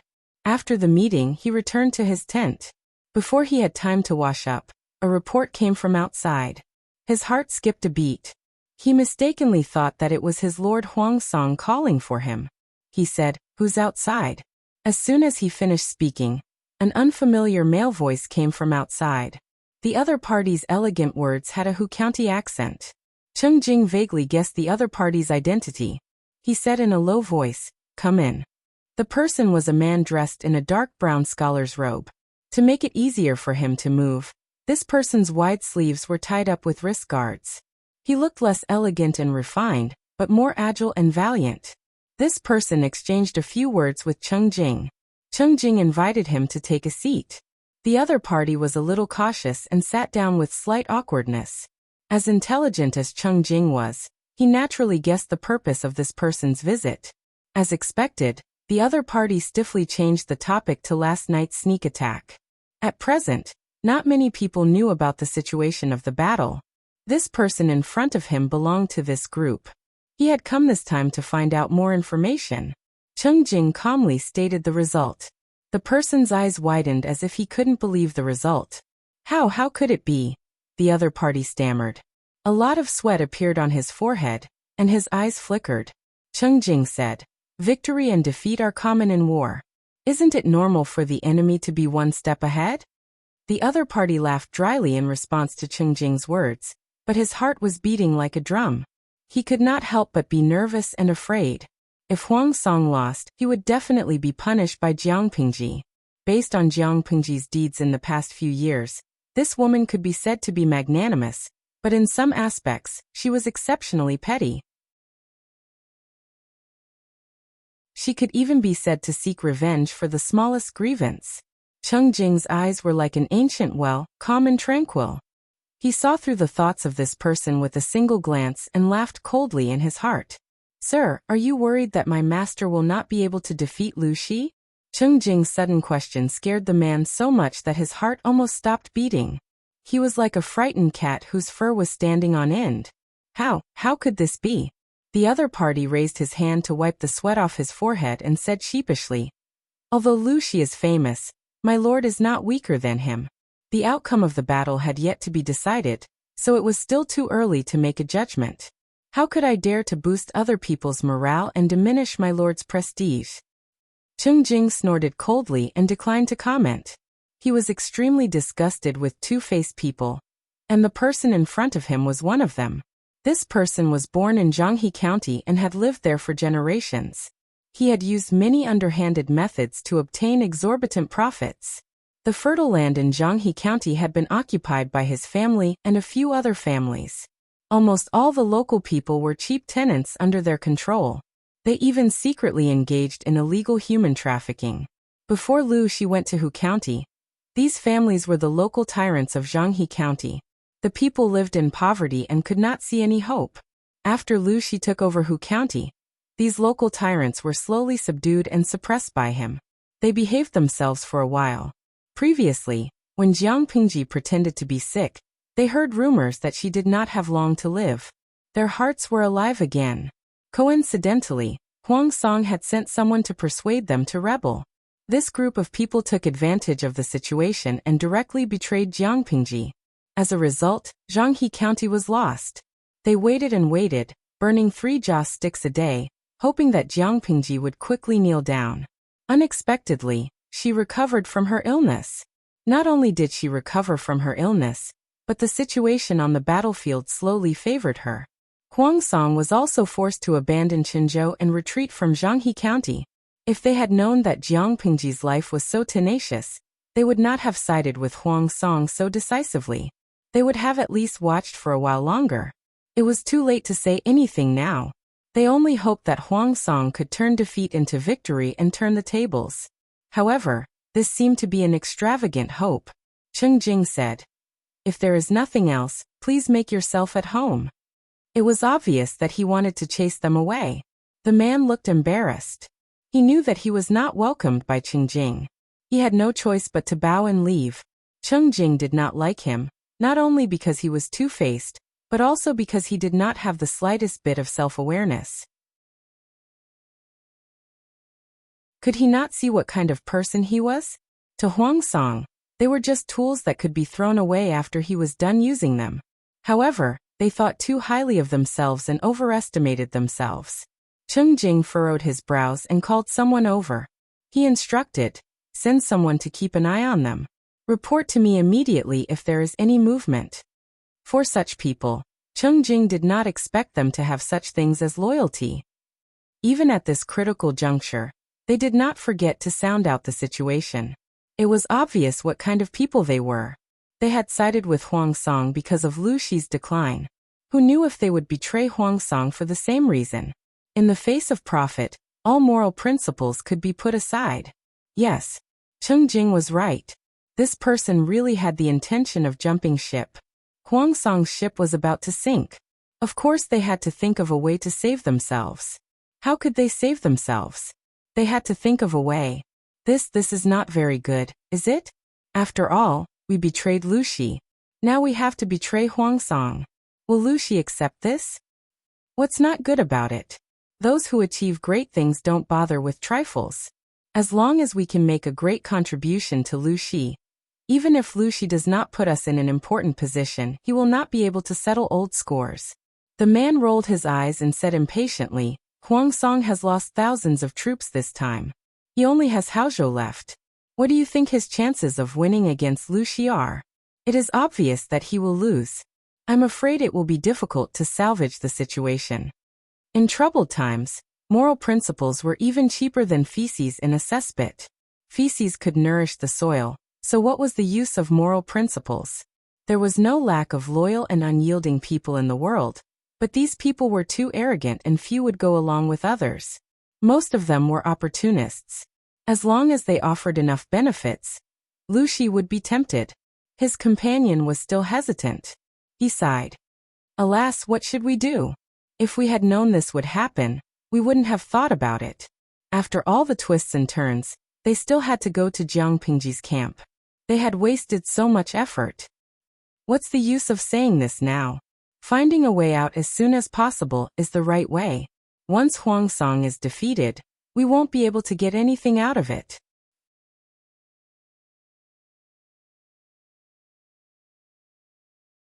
Chapter 1326. On Huang Song's side, people's hearts were wavering, and the clouds were treacherous. On Jiang Pingji's side, it was in full swing. Of course, it was the others who were in full swing. She woke up naturally and stretched on the bed. The weather was getting colder, and the seal on the blanket was getting stronger. It took her a lot of effort to push away the clingy little demon. She changed, washed up, and started streaming. A new day had begun. Today is also a day full of vitality. In the streaming room, the salted fish noticed that Jiang Pingji was in a particularly good mood. Her smile was brighter than the clear sky outside. When the streamer marries, did the streamer pick up money today? What you said just now makes me suspect that you've been transported. Haitang Shuangxia. Could it be that the long-cherished wish of the streamer has finally come true? Has the streamer finally given up on platonic love and pushed a certain guy? With that said, everyone really felt that the streamer was particularly refreshed today. After Jiang Pingji finished her breakfast, she picked her teeth with a bamboo stick. Her actions looked particularly unrestrained and unrestrained. Her brows relaxed, and she mysteriously flirted with the salted fish audience. There was indeed a fierce battle last night. The situation was unprecedentedly intense. The enemy couldn't withstand the impact and was defeated like a landslide. The audience sent naughty bullet screens such as "Yo yo yo. My streamer is amazing. And let me borrow a phone to talk." Tudafetio. How fierce was the battle? Jiang Pingji said. Blood splattered everywhere. Guikai guo fengxiao. Where's the enemy? Where is the enemy now? Jiang Pingji smiled and said. They abandoned their helmets and armor and were utterly defeated. They were exhausted last night, and are still recuperating. The group of seasoned salted fish all revealed the same mysterious smile. Their streamer was really bold and unrestrained. Lao Siji Lianming. Let me say something. Streamer, you have to be gentler to others. Don't be too violent. Kaidian. I've been heartbroken twice on the same day. I have to bless you with tears in my eyes. Yewu Yanling. TSK, something doesn't feel right. According to the streamer's temper, it's impossible for her to publicize such a thing. The streaming room was in a mess. The salted fish audience all wailed about their heartbreak. The power of the army of heartbreakers was great. The news that Jiang Pingji had finally pushed a certain guy to his heart's content immediately hit the headlines. Because the fan base was too large, they didn't even manage to refresh twice before they awkwardly realized that the server had crashed due to them. Programmer. You're blaming me? Jiang Pingji was teasing the salted fish with a smile when she acutely sensed movement outside. She hurriedly sat up straight and looked serious. My lord, this is the account for last night's battle. Wei Xiai and the rest finished working overnight. Jiang Pingji had just woken up when she delivered the results of the night's work. It included the number of casualties and various losses. The latter was to be recorded in the general ledger, while the former was to be distributed after the war. How many people died in a war? Depending on the degree of death, injury, and disability, the level of compensation and benefits would be different. One could imagine how heavy the workload was. These were things that Wei Xiai would be busy with in the future, but he had no regrets. Back then, when Jiang Pingji entrusted him with the heavy responsibility of compensating the bereaved after the war, he knew how heavy the burden was. Jiang Pingji took a closer look. The number of casualties and losses were within her acceptable range. Compared to her loss, Huang Song's heart should be trembling with heartache, right? She called the others over and inquired in detail about the construction progress of the camp. It wasn't a detailed matter, but she grasped the key points steadily. The others didn't dare to skimp, so their efficiency was naturally high. Han Yu said, Huang Song failed in his sneak attack last night. He probably won't mobilize his troops in the next 2 days. If he doesn't move, I will, Jiang Pingji said. War is different from other things. It's best to end the battle quickly. Once winter came, it would be difficult to fight a war. The soldiers' winter clothing was also a huge expense. Han Yu asked, My lord, do you want to initiate the attack? Jiang Pingji nodded. She didn't want to fight a protracted war with Huang Song. This year, Wu County had lost 70% to 80% of its grain production. The loss made her heart ache. In order to avoid financial problems, she could only think of ways to save money. Han Yu said, That's good. Our army can take advantage of Huang Song's low morale. Jiang Pingji also inquired about the training of the troops. Xieze and the others didn't dare to delay and told her everything in detail. When she was done, it was time for lunch. Smoke rose from the back of the camp, and the air was filled with the fragrance of rice. The idle spectators who witnessed everything were speechless. They finally realized that they had been tricked by Jiang Pingji. Lao Siji Lianming. Streamer, you've opened my eyes. What happened to the intense battle with blood splattering everywhere? What happened to the enemy abandoning their helmets and armor, and being utterly defeated? They had wanted to talk in private before, But they never expected that the veteran players would still fail in the hands of the streamer. Tudo feitio. #doghead. The streamer is still as naughty as ever. Are you happy being naughty? It was clearly Huang Song who ambushed her and was beaten back by her. They didn't expect her to make it sound so vague and ambiguous, leading the veteran players to fail miserably. Fukidujuo. I feel sorry for the programmers of Weibo and the servers that died unjustly. Weibo has crashed all morning. They died unjustly. Jiang Pingji spread her hands and shrugged. Was it her fault? The benevolent saw benevolence, and the wicked saw filth. What she said was the truth. Who asked them to misunderstand? Jiang Pingji smiled as she looked at the streaming room that had failed miserably. Her already radiant mood rose by a notch. Perhaps the heavens couldn't stand it anymore, and found someone to make things difficult for her. Jiang Pingji sneered as she listened to the whole thing. She asked the people around her meaningfully. Are they trying to discuss Bogeo? Or are they trying to discuss me? The people who had betrayed her had actually turned over a new leaf. They had even sent people to secretly express goodwill to her, hinting that they could assist her in eradicating Huang Song. She had seen thick-skinned people, but she had never seen anyone so thick-skinned. Sorry, in her case, there was no turning back for the prodigal son. There was only death. Yang Si furrowed his brows and said, could it be that Huang Song sent them to feign surrender? Jiang Pingji said, Bogeo knows my temperament. He wouldn't do such a stupid thing. Even if he wanted to feign surrender, he definitely wouldn't choose these people. She and Huang Song had also been friends of scoundrels for a while. They had a good time together. Although they hadn't confided in each other, Huang Song was a meticulous person. He had an accurate understanding of others.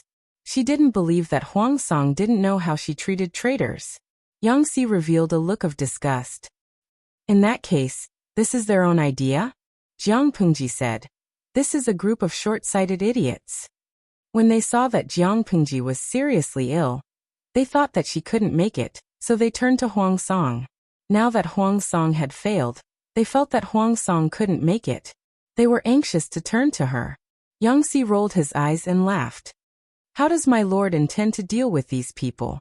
There's no harm in. Make use of them, then throw them away after using them? There's no harm in doing so, Jiang Pingji said. I'm not so incompetent that I need these useless people to deal with Bogeo. They don't even know what kind of people they are. Do they really think that they're rare commodities and that they can pick and choose among the feudal lords? Yang Si saw that Jiang Pingji was angry, so he didn't say anything. Han Yu asked, then what does my lord mean? Jiang Pingji sneered.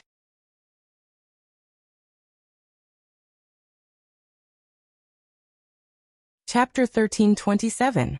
Since Jiang Pingji, the god of slaughter, had spoken, Yang Si, Han Yu, and the others couldn't stop her. Yang Si was better. He had followed Jiang Pingji for some years. He knew his lord's temperament very well. Han Yu wanted to say something but stopped on second thought. After the meeting, Yang Si approached Han Yu and said, why do you look like you have something on your mind? Han Yu glanced at Yang Si and didn't say anything. His expression was cold and distant.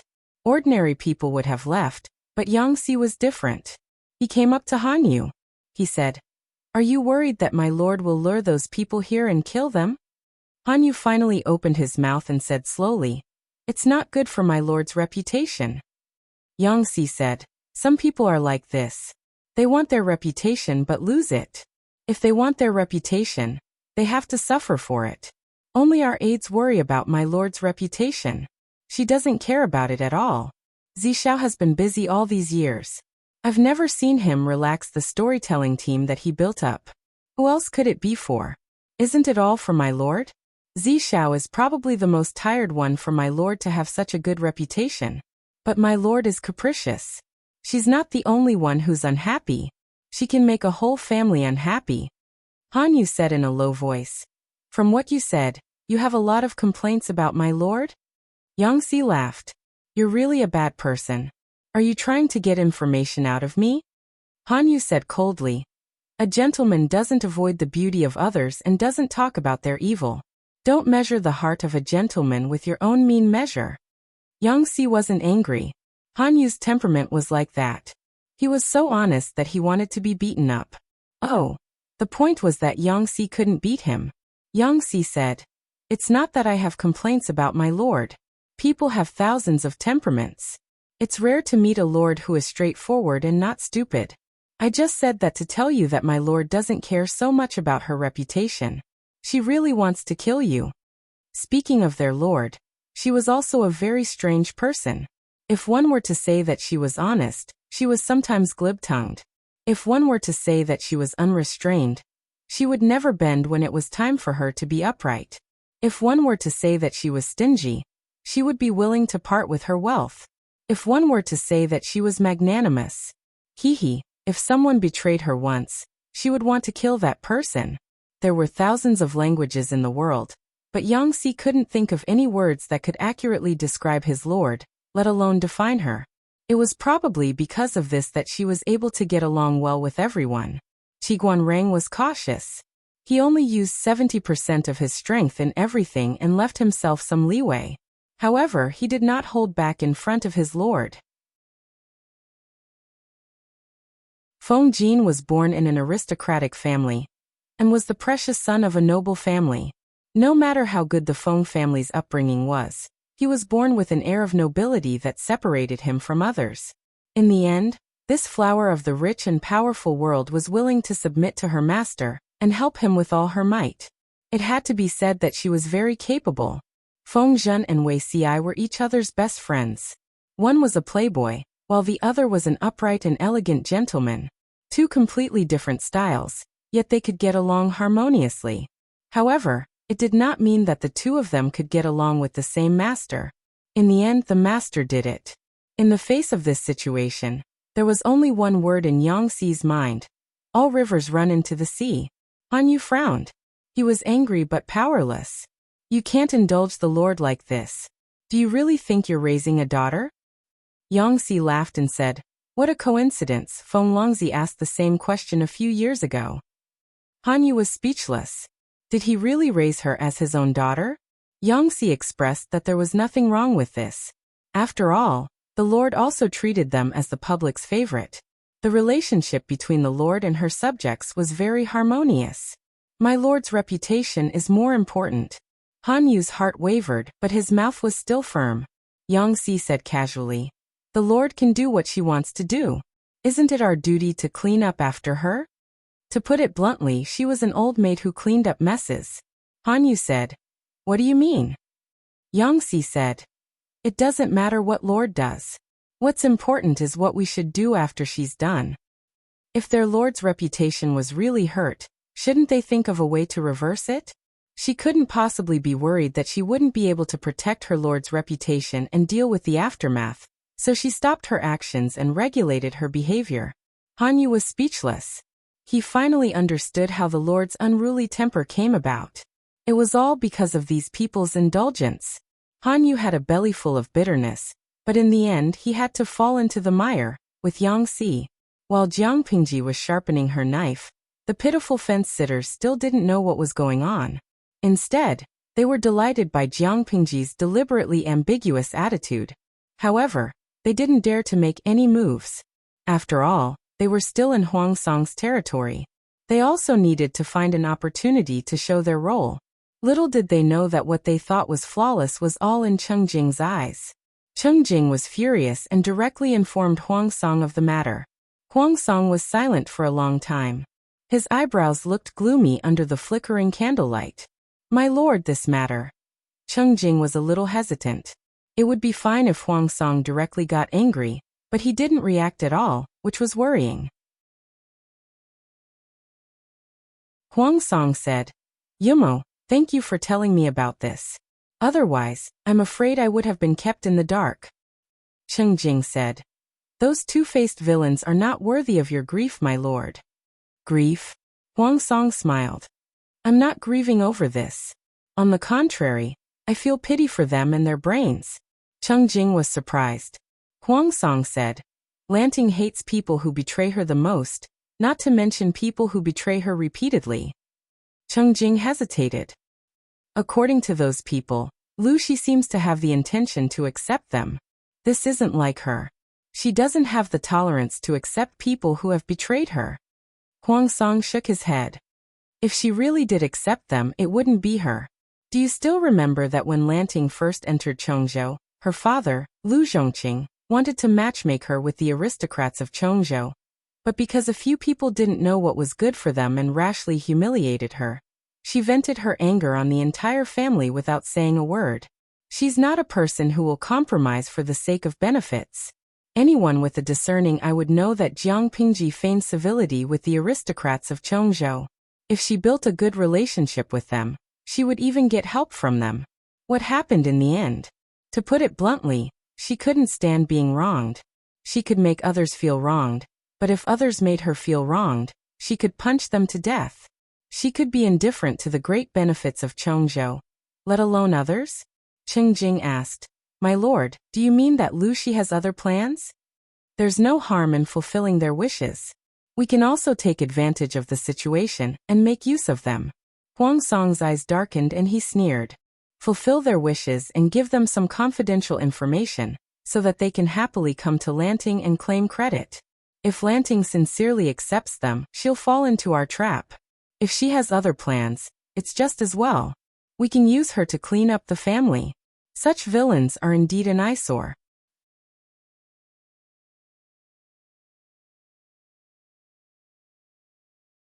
Chapter 1328. Cheng Jing sighed. This kind of person is not worthy of my lord's anger. Just leave this matter to me. Huang Song's expression was still not good. Even though the person who betrayed him was a fence-sitter, he still minded and was unusually angry. However, with Cheng Jing's persuasion, Huang Song calmed down a little. With a calm expression he said, I'll leave this matter to Yumo. Cheng Jing bowed and replied yes. Courting death was not scary. What he was afraid of was being hated by both Jiang Pingji and Huang Song at the same time. Although Cheng Jing always acted like a gentleman, being a gentleman did not mean that he was honest and inflexible. If he really schemed against someone, the other party would willingly help him count the money after being betrayed by him.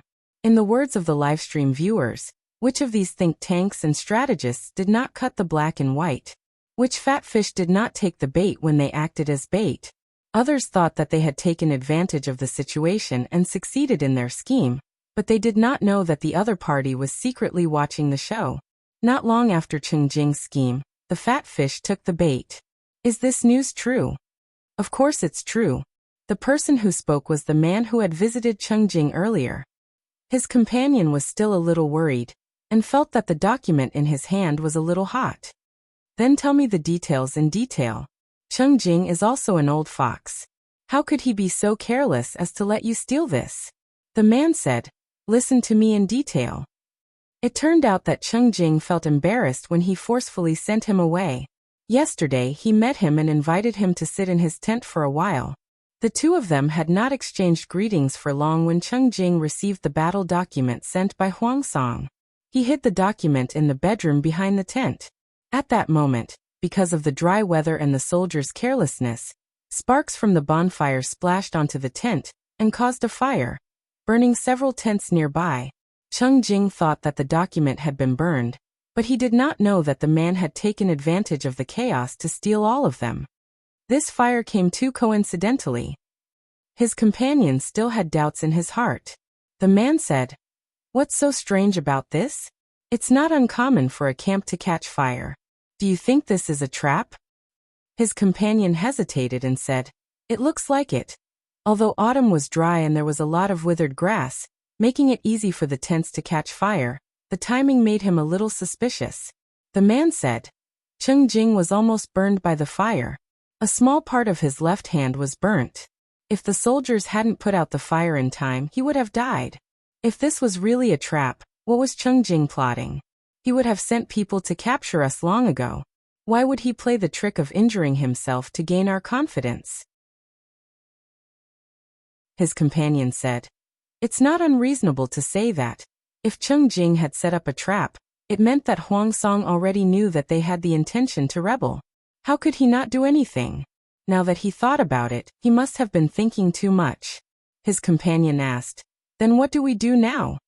The man said, To avoid any undue delay, We naturally have to pass the news to Lu Shi before Huang Song mobilizes his troops.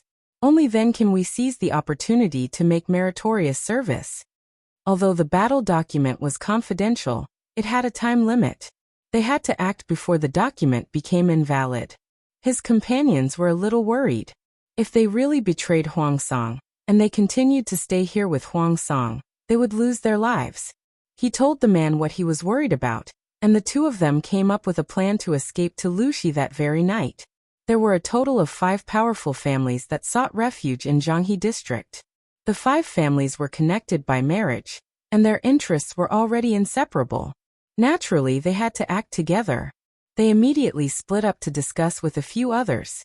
Finally, they decided to escape at midnight that night. Cheng Jing had long been watching them.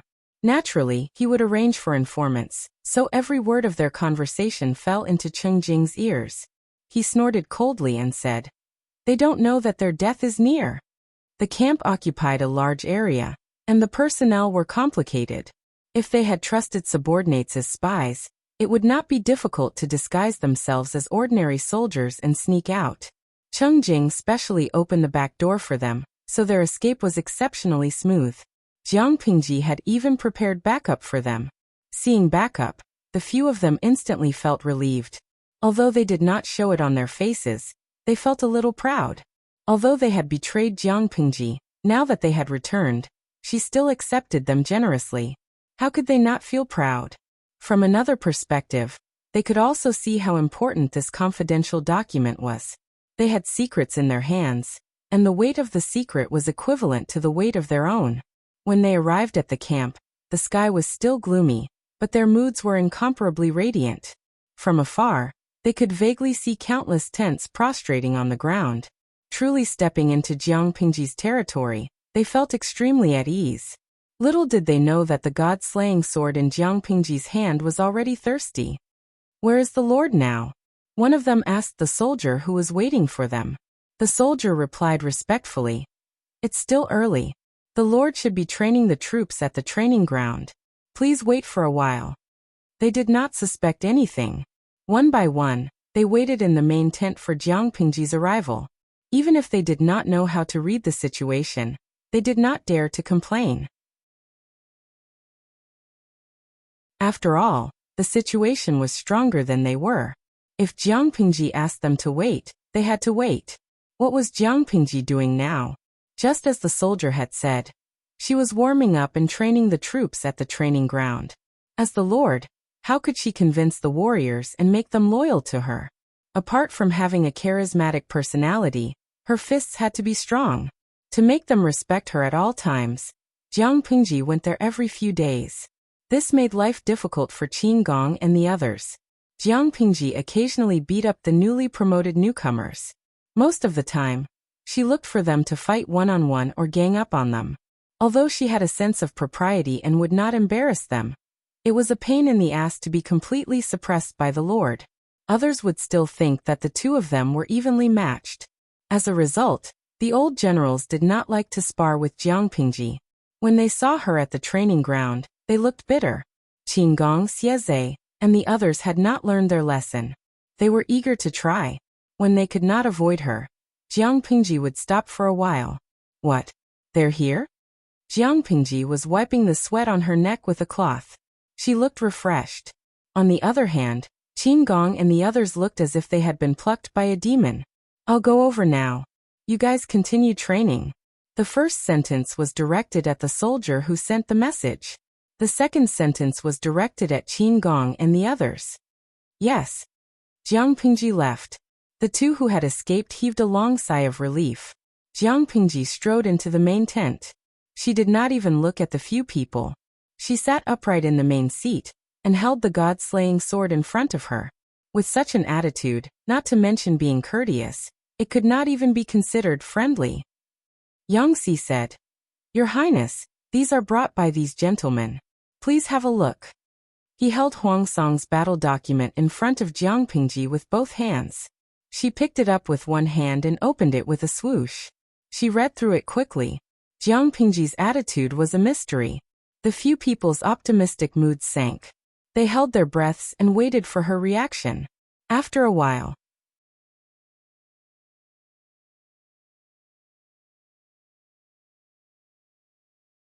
Chapter 1329. Their hearts skipped a beat. They were so scared that their faces turned ashen. Fake surrender? Where did that come from?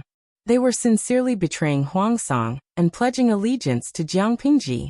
For a moment, fear and grievance filled their hearts, but they could not care less.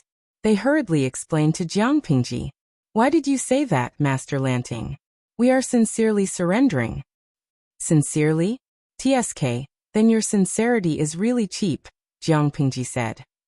Are you really stupid or are you pretending to be? Do you really think I'm an ignorant woman in the backyard? This so-called document is obviously fake. Do you really think I'll take the bait so easily? Jiang Pingji's tone was very calm, but when it fell into people's ears, they felt a heavy weight pressing on their hearts. It was frightening. They were so scared that their faces turned pale. One of them immediately bent down to pick up the document on the ground. He read it carefully from beginning to end. No matter how they looked at it, the document was real. There were no flaws. Why did Jiang Pingji say it was fake? They did not know that she did not need to guess to know that it was fake. Her understanding of Huangsong was much deeper than Huangsong's understanding of her. It was impossible for the people in front of her to gain Huangsong's trust. The possibility of them getting the so-called confidential document was also very small. If secrets could be obtained so easily, why would they fight a war? They could just play spy games. Even if the document was real, Jiang Pingji did not intend to use it. The more critical the situation, the more calm one had to be. Even if Huangsong was like a grasshopper at the end of autumn, Jiang Pingji would not underestimate her enemy. Instead of believing in a secret letter whose authenticity was unknown, it was better to sit still and watch Huangsong reveal his fatal weakness in his impatience. She was not anxious. It was Huangsong who was anxious. Putting that aside, Jiang Pingji also needed an honorable reason to kill the people in front of her. Wasn't fake surrender a good excuse? As long as she insisted that the document was fake, and that these people were enemies sent by Huangsong to fake surrender, wouldn't she have a reason to kill them? Although they did not know Jiang Pingji's plan, they were aware of the danger they were in. They were so scared that they broke out in a cold sweat. How dare I belittle you, Duke Lanting? They had looked down on them in the past, but Jiang Pingji's fists were tough. She made them swallow back all the words that they wanted to say. Huangsong, my son, is selfish and treats his subordinates harshly.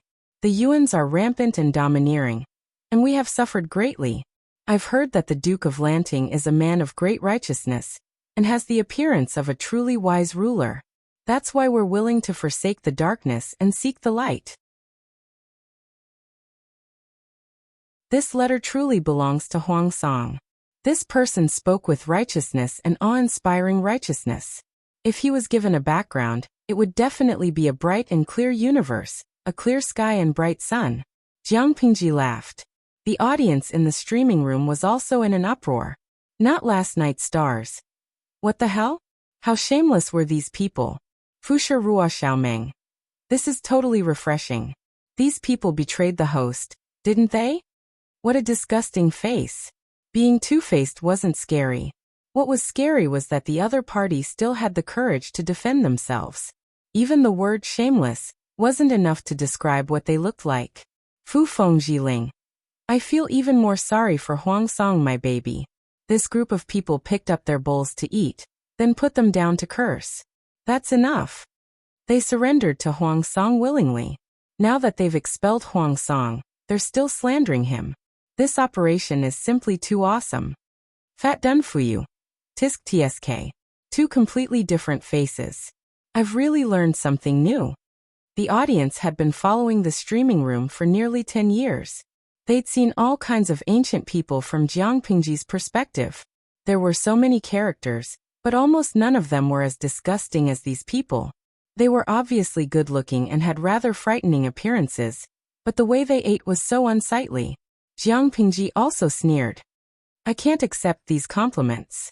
When you betrayed me in Zhanghe district in Hu County, did you also say the same thing to Bogeo? You speak in human language when you see a ghost, and you speak in human language when you see a ghost. You have a sharp tongue. and your foundation in flattery is very deep. When they heard Jiang Pingji's words, they knew that she wouldn't believe them. Not only would she not believe them, but they would also be in trouble. As expected, Jiang Pingji said to the people outside the tent, "Guards!" As soon as she finished speaking, the soldiers entered in a line. Before they could resist, they locked their hands behind their backs. "I've been wronged, Lord Lanting. I've been wronged. I've been wronged. I really didn't have any ulterior motives when I surrendered this time. Lord Lanting, please understand. My loyalty to you can be witnessed by the sun and the moon. I've been wronged, I've been wronged." Seeing such a situation, how could they still maintain their dignity? They immediately began to cry out their grievances. Every word was shouted out loud. Jiang Pingji knew that they were wronged, but that wasn't important. This kind of capricious villain was a scourge if left alive. He might stab her again someday. It was better to kill him to prevent future troubles. Jiang Pingji sneered. "Take them all away. After beheading them, hang their heads outside the camp for Bogeo to have a good look." When they heard this, they struggled even more fiercely. The soldiers were not to be trifled with. Their palms were broad and powerful. They clamped them firmly like iron pincers, making it impossible for them to break free. Jiang Pingji glanced at the god-slaying sword. Her eyelids drooped slightly. These traitors were not worthy enough for her to draw her sword. Not long after, a few screams came from outside the tent. The heavy heads fell to the ground and rolled twice. Blood splattered on the ground and dyed the soil. "Reporting, my lord. They've been beheaded." Jiang Pingji said, "Hang them. Remember to wash their faces so that the enemy can see them clearly." At noon, Huang Song received the news. He laughed bitterly and said, "Lanting still has an old temper. She killed them just like that." Cheng Jing was also surprised by Huang Song's understanding of Jiang Pingji. They were on opposing sides, but the Lord still addressed her by her first name. "About." Was this considered a form of love-hate relationship? Then should we still set up an ambush? Huang Song said, "Lanting has most likely seen through that the document is fake. It's useless to set up an ambush. Instead, we'll make a fool of ourselves." Cheng Jing said, "If that's the case, we can only make other plans."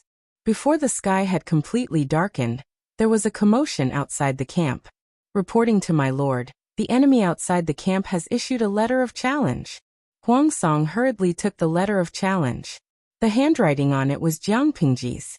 The content was in accordance with her usual style, sharp and domineering. Once again, he gathered everyone for a discussion. This letter of challenge caused even more waves. Lanting has stated that the two armies will have a decisive battle. Does anyone have a countermeasure? Everyone looked at each other. If the two armies confronted each other head-on, it would be a direct confrontation.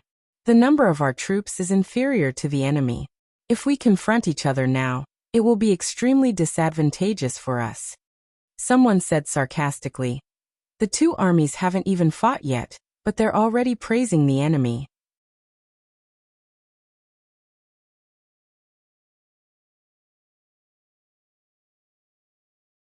Chapter 1330. Lan Shui Yu. Awesome, my streamer. So there really was a letter of challenge in ancient times. Xingyue Tianyan. That's not the point. The point is that my mind is filled with Zhuge Liang sent a letter of challenge to us for a decisive battle tomorrow. How should we fight the enemy? Am I overthinking it, or have I logged too much on Bilibili? I'm looking forward to the streamer and Huang Song quarreling in front of the battlefield. In this season, the days were short and the nights were long. The sky darkened early. Before the end of the broadcast, it was already dark outside. The battle would begin the next day. Jiang Pingji took her time tonight. Her slender fingers played with the bean-sized candlelight. No one knew what she was thinking. Unbeknownst to her, outsiders thought that Jiang Pingji was daydreaming, but she was actually investigating the surrounding environment. Because Huang Song's battle was very important, Jiang Pingji did not dare to take it lightly. She did not give Huang Song a chance to sneak an attack. Almost every day, she had to spread out her mental strength to investigate the enemy within 100 miles. There was no progress before, but today there was a different discovery. She furrowed her brows in deep thought. As she withdrew her mental strength, she guessed the origin of the troops. Tomorrow was the decisive battle. She did not want to be attacked by an unknown enemy halfway through the battle. Jiang Pengji shouted to the outside. Quickly summon the generals. Tell them that I have something important to discuss. She suddenly shouted.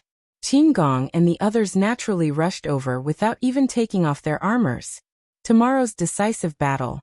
Jiang Pengji glanced at the few of them and pointed to two newly promoted newcomers. The profession of a general was obtained through military merits. Not only did it require a certain amount of luck, but it also required a stage to perform. Jiang Pengji was quite generous in this aspect. This was also one of the reasons for the internal unity. She then said to Xieze, Yuangue, you will lead the troops to guard the rear tomorrow. Xieze originally thought that there would be some people, but he was dumbfounded when he heard this. Why? Why was he the one guarding the rear? Xieze was the vanguard general. Logically, he should be the vanguard. She changed her mind at the last minute and transferred him to the rear. He plucked up the courage to ask. Jiang Pengji also gave him a reason. Jiang Pengji said seriously, I just received a secret report. There will be changes in the battlefield tomorrow. I asked you to guard the rear out of consideration as a whole. Xieze nodded his head and stepped out to receive the order. He returned to his original valiant and high-spirited attitude, as if he could raise his spear and kill the enemy right now. Qin Gong was younger than Xieze, but he definitely had more experience on the battlefield than Xieze, so he was naturally more sensitive. There's a change in the battlefield tomorrow? Could it be that Huang Song still has some tricks up his sleeves? I'm not sure yet. We'll know tomorrow, Jiang Pengji said. Yuangue, you must guard the rear well. Don't let your guard down. Even though there were very few generals under her command who thought they were smart and made decisions on their own, those who were young and famous were always more impetuous. They were eager to perform meritorious deeds, so it was inevitable that they would drop the ball at critical moments. Jiang Pengji had to remind them from time to time to prevent them from being hot-blooded. Generals were a profession where their heads were tied to their waistbands. If their brains weren't good, how long could they live? After a round of discussion, Jiang Pengji closed the streaming room, washed up, and went to bed. She needed to rejuvenate herself. There would be a big battle the next day. At the same time, the troops led by Fengju were resting at a place dozens of miles away. The scouts sent out had also gotten a clear understanding of the situation at the front lines. Knowing that the decisive battle between his lord and Jiang Pengji had yet to begin, Fengju heaved a long sigh of relief. He had finally made it in time. A general hesitantly asked Fengju, military counselor, should we rush over to meet up with our lord tonight? Or Fengju shook his head and said thoughtfully, if we rush over tonight, most of our troops will be exhausted. They won't have much combat power left. How can we help our lord tomorrow? It's better to let the army rest for a while.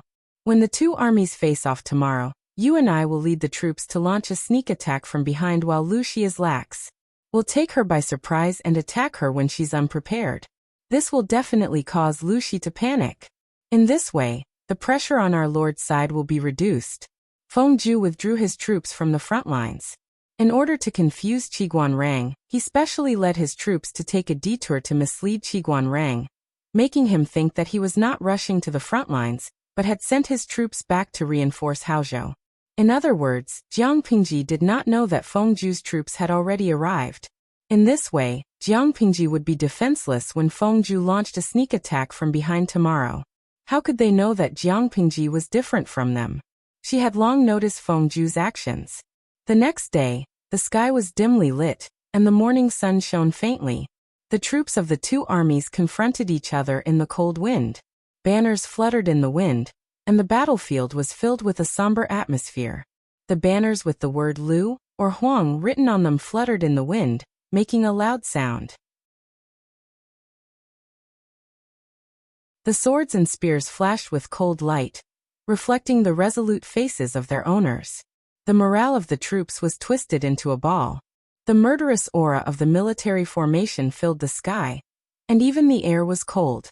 Under such an atmosphere, the salted fish in the streaming room did not dare to joke. Jiang Pingji was dressed in red clothes and silver armor. Her red tassel helmet covered most of her face, but it could not hide the undercurrent that surged in her eyes. Behind her, the troops wore bright armor and were in high spirits. Their morale had reached its peak. In the face of such a lineup, it was impossible for Huang Song's side to not feel pressured. However, he had no way out. Huang Song closed his eyes and opened them again. His eyes were calm. If it was in the past, fighting a war had to follow procedures. Nowadays, it was more and more casual. Fighting a war was fighting a war. Huang Song was not foolish enough to suggest a battle between generals. He knew that Jiang Pingji's martial strength alone was enough to challenge everyone, regardless of whether it was one-on-one, or a group fight. Under such circumstances, the troops of the two sides seemed to have no other activities other than fighting. They could not possibly let more than 200,000 people watch their lord chat in front of the battlefield. Could they? Beat the drums. At the command, the drummers pushed out hundreds of war chariots with big cowhide drums. Dong, dong, dong. The sound of the war drums boosted the morale of the whole army. Jiang Pingji also raised her hand and waved, indicating that the war drums could begin. The military formation stretched for several miles. The two armies added up to more than 200,000 troops and horses. They had to rely on this method to transmit all kinds of information. The beating of the drums was not only to boost morale, but also to inform the troops. Everyone perked up. Those who were absent-minded came back to their senses. Those who were sleepy woke up. The big battle was about to begin. Jiang Pingji was the commander-in-chief for this battle. Although Luoyue was capable, he had been squatting in the rear to deal with security and border defense all year round. He did not have much actual experience in commanding troops. Regarding this, Luoyue was not the least bit unwilling. If the Lord commanded the troops, it meant that she could not act recklessly. Qin Gong and the others rubbed their palms together. Every one of them was in high spirits. Without waiting for Jiang Pingji to give the order, the enemy troops could not hold back anymore. Shouts of kill resounded through the sky, causing pain in one's ears. The soldiers who carried the flags waved the flags. It was as if black clouds were floating in the sky. The soldiers who beat the drums worked even harder. Because they used all their strength to beat the drums, the muscles on their arms tightened. One arm was as thick as an ordinary person's thigh. Their oily sweat soaked their skin until it glistened. Jiang Pingji smiled, drew her sword and gave the order.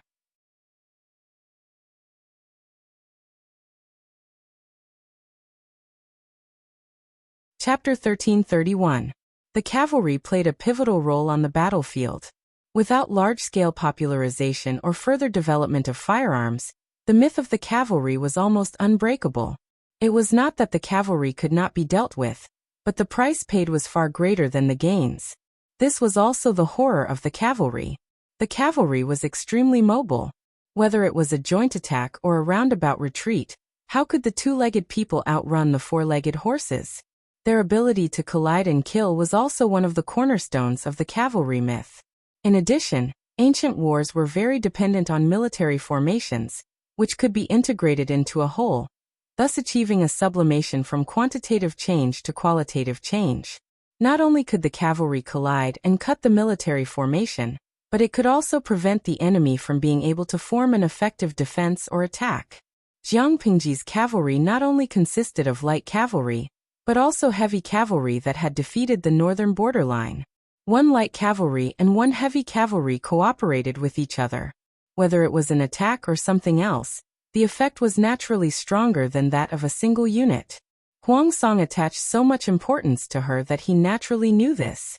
In order to deal with this terrifying cavalry battalion, he discussed with everyone for a long time and finally came up with a way to slightly restrain them. They adopted a more flexible and changeable military formation. At the same time, they avoided the sharp edge and lured the enemy into the formation, then strangled them. The cavalry that ran were wolves and tigers. The cavalry that fell into the swamp of the sea of people were lambs waiting to be slaughtered. Their ability was limited.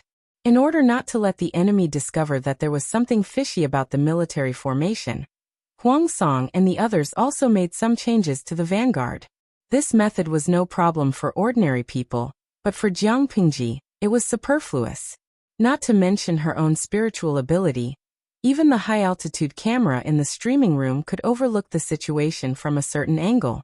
She keenly discovered the characteristics of Huang Song's military formation and gave another order. The messenger received the order and immediately sent the message out. The rhythm of the bugle horn and military drums suddenly changed. At that moment, the heavy cavalry had already resisted the tide-like rain of arrows and was less than 100 feet away from the enemy's front line. Such a short distance was just a blink of an eye for the warhorses that were running at full speed. The soldiers on horseback heard the order to change. They pulled the reins tightly to direct the warhorses to change direction while they raised their thick shields and smashed the charging enemy heavily. The enemy used a joint attack technique to stab the warhorses under the cavalry. Even though the warhorses were wearing thick armor, they still neighed in pain. The heavy cavalry under Jiang Pingji burned a lot of money. The weight of the men and horses could be called human-shaped tanks. Along the way, it was the most violent and powerful suppression. That kind of strength was not something that an ordinary body of flesh and blood could withstand. They broke through in an instant, but they didn't go straight in. Instead, they charged towards the flanks of the enemy in a wide arc. It was even simpler for the light cavalry. After receiving the order, they immediately split into several groups and circled around to the enemy's flanks. From the looks of it, the cavalry is afraid? The soldiers under Huang Song's tent did not know what was going on. Only Huang Song and his men, who had been paying close attention to the battlefield, were shocked. The cavalry wasn't scared. They knew that there was a trap in front of them, so they didn't want to make unnecessary sacrifices. Instead, they decided to attack the two flanks where the defense was weaker. When Cheng Jing thought of this possibility, he secretly clenched his fists. At the same time, he was in disbelief. His opponent's reaction was too fast. Compared to Cheng Jing's calmness, Huang Song's reaction was much more obvious. Huang Song murmured, "Lanting, oh Lanting, you're really my nemesis." Even though his heart was heavy, Huang Song did not reveal a dejected expression. He was the lord. If he panicked, what would happen to his subordinates? Because the cavalry didn't really affect the enemy's main force, when the two armies collided, the situation of the battle could be said to be tragic. Jiang Pingji looked at the situation on the battlefield. She suppressed the urge to join the battle. Instead, she calmly commanded the dispatches and reinforcements. Watching from afar, Han Yu couldn't help but sigh. My lord really has the demeanor of a brave general. Yang Si added, My lord also has the wisdom of a strategist. Fortunately, there was only one lord like this. If there were a few more, wouldn't the strategists and generals lose their jobs and be laid off? At the same time, Wei Ci had a solemn look on his face. He knew that the balance of the battlefield was slowly tilting towards his lord. However, Feng Ju, who was under Huang Song's tent, still hadn't appeared. This made him a little worried for no reason. Wei Ci would not underestimate anyone who had lived in troubled times. After all, Feng Ju was an important minister who had once assisted His Majesty. While he was deep in thought, the front line was already in a mess. Not long after, there were corpses lying on the ground. The battle cries of the two sides not only resounded in the sky, but even the gravel on the ground trembled slightly. Luo Yu was in charge of the left wing. Qin Gong was the vanguard, and the right wing was led by Jiang Nongqin, who was newly promoted. Both sides infiltrated each other and fought each other. If not for the difference in clothes, they really wouldn't be able to tell who was the enemy. Someone had just killed the enemy with one foot, and then his body was pierced through by the enemy's weapon. Yang Si seemed very calm, but his eyes kept drifting in a certain direction. In fact, even if he sat on horseback, this altitude was not enough to cross over the wall of people, but he could not help but want to see. It didn't matter in the past, but after clarifying his intentions, he felt that there was nothing more torturous than the combination of civil and military. What was a general? It was a precarious profession, and the battlefield was so chaotic that even immortals could be accidentally injured. Sigh, how worrisome. Han Yu rolled his eyes, glanced at him and asked, What are you worried about? The situation is favorable to our army. What are you worried about? Yang Si said. You don't understand. This is concern. Han Yu sneered. My son Han Run has been studying at the Golden Scale Academy for a long time. A single man who didn't even have a wife mocked him for not knowing how to care for his wife and daughter? Who gave him the courage? Yang Si. Perhaps it was the Lord? Han Yu didn't have much contact with Jiang Nongqin, but he knew that she was unusually quiet. Although she was a woman, she was no less than an ordinary general. To be honest, in his opinion, Yang Si was a rotten piece of wood, and he really couldn't afford to be associated with her. If Yang Si knew about this, he would definitely explode in anger and draw his sword to hack Han Yu. Jiang Nongqin was leading the right wing to deal with the enemy. Because of her prestige in the army over the years, the generals under the Lord's command didn't dare to look down on her, not to mention those ordinary generals who had been promoted. No one dared to protest or question her orders, so the situation on the right wing was relatively stable, and it was difficult for the enemy to expand their victory. On the one hand, she cooperated with the Middle Army to contain the enemy, and on the other hand, she joined forces with the Middle Army to make the enemy suffer. Looking at her like this, who wouldn't give her a thumbs up? They were not convinced by women, except for two exceptions. One was the unfathomable Lord, and the other was the dignified Captain Jiang. Although Jiang Nongqin was an old woman, there were many people who secretly liked her, but they just didn't have the guts to say it out. Captain Jiang, there is a change in the rear.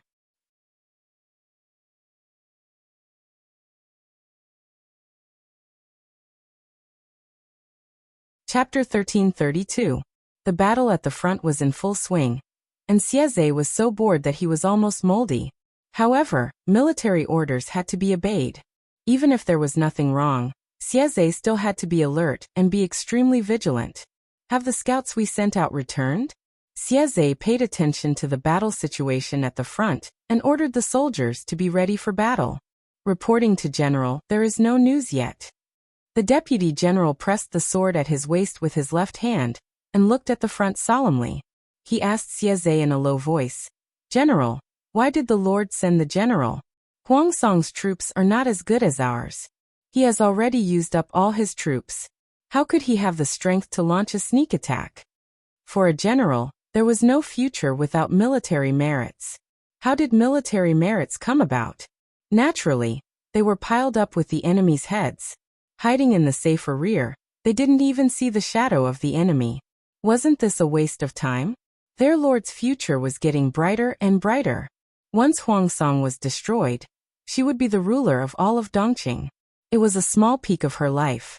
They didn't know what the future would be. Did the Lord want to establish a stable country, or continue to expand? If it was the latter, it would be best. If it was the former, one less battle meant one less chance to be promoted. When the world was at peace, it would not be so easy for a general to be promoted.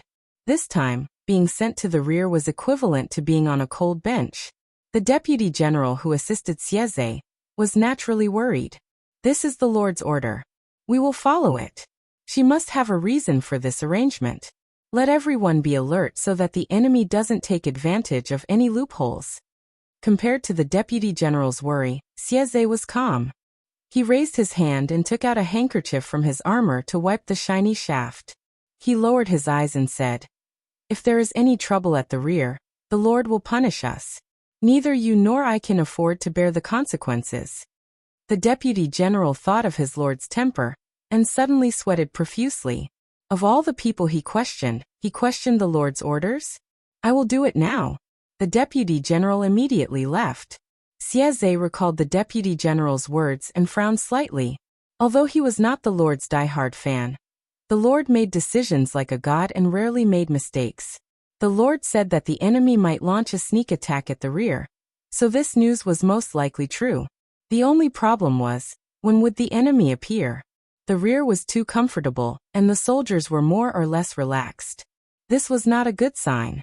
Xieze could only send someone to constantly remind the soldiers in his tent not to be careless. Report. Just as the deputy general was about to report to Xieze, he heard a shout in his ear. What happened? The person said, We found a bloodied warhorse just now.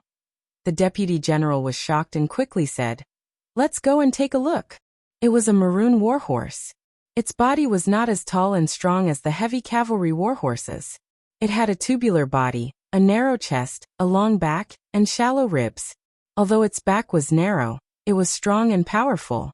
Its muscles were more developed than ordinary warhorses, and its fur was glossy. Those who were familiar with the breed of warhorses could tell at a glance that this horse was from the northern borderline and definitely had the bloodline of the Fergana horse of Shalon. It was fast, had great endurance, and came and went like the wind. Of course, this kind of horse was also specially allocated to scouts to ensure their mobility, so that they could escape as soon as they discovered the enemy. The deputy general looked at the warhorse with a heavy expression. He raised his hand and touched the bloodstain. With a slight sniff, he knew that it was human blood and not horse blood. The soldier said, "Deputy General, this warhorse's abdomen is slightly injured." The deputy general looked in the direction that the soldier was pointing and saw a palm-long wound on the side of the horse's abdomen. Some of the blood had already coagulated. With his many years of experience, he could tell at a glance what kind of sharp weapon had caused the wound. "The horse is back. Where is the person?" the deputy general asked. The soldier replied, "I didn't find him. When the horse came back, I didn't see anyone." The deputy general's heart sank. He vaguely guessed that the scout had died. He asked again, "Other than this horse, did any other horses come back?" The soldier shook his head. The deputy general quickly passed the news to Sieze. The mission of this batch of scouts was not to investigate the front but the rear. Now they had been killed. If not for the fact that the horse knew the way and ran back with injuries, they probably wouldn't have found it. It could be seen that the Lord's guess was correct. There was indeed an enemy force hiding in the dark. Hearing the deputy general's words, Sieze's brows furrowed, leaving faint wrinkles between his brows. Order the entire army to be on guard. He knew very well what kind of equipment his scouts were equipped with. Almost all of them were equipped with good horses that had both speed and endurance. Under such circumstances, they were still killed by the enemy. It could be seen that the enemy was not easy to deal with. If the warhorse hadn't come back on its own, Sieze wouldn't have known that the enemy had appeared. Not long after he issued the order, there was a rumbling sound from behind. The ground shook even more violently. "Kill!" Accompanied by thunderous shouts. A dense horde of enemies quickly appeared in their field of vision. The deputy general's warhorse was startled. He was shocked by the number of enemies. He called out to Sieze loudly, "General, the enemy is here." Sieze glanced at them and his face darkened. The enemy was less than 3 miles away. How did they do it so close? If the Lord hadn't warned them, the enemy would have launched a sneak attack, and the army would have suffered heavy losses. "What are you panicking for? Get into formation!" Sieze shouted, as if he knew what was going on. 3 miles was nothing to the enemy cavalry. These cavalry were not easy to deal with. They were very skilled with their bows and arrows. Before they even got close, the arrows had already fallen. Sieze was calm. On one hand, he commanded the soldiers to block the arrows with the shield wall. On the other hand, he ordered the archers to shoot at the enemy under the protection of the shield wall. He tried to clear out the nearest wave of enemies. However, the distance between the two sides was too short. The archers couldn't shoot more than a few rounds. The enemy cavalry opened the way, and the troops behind them followed closely.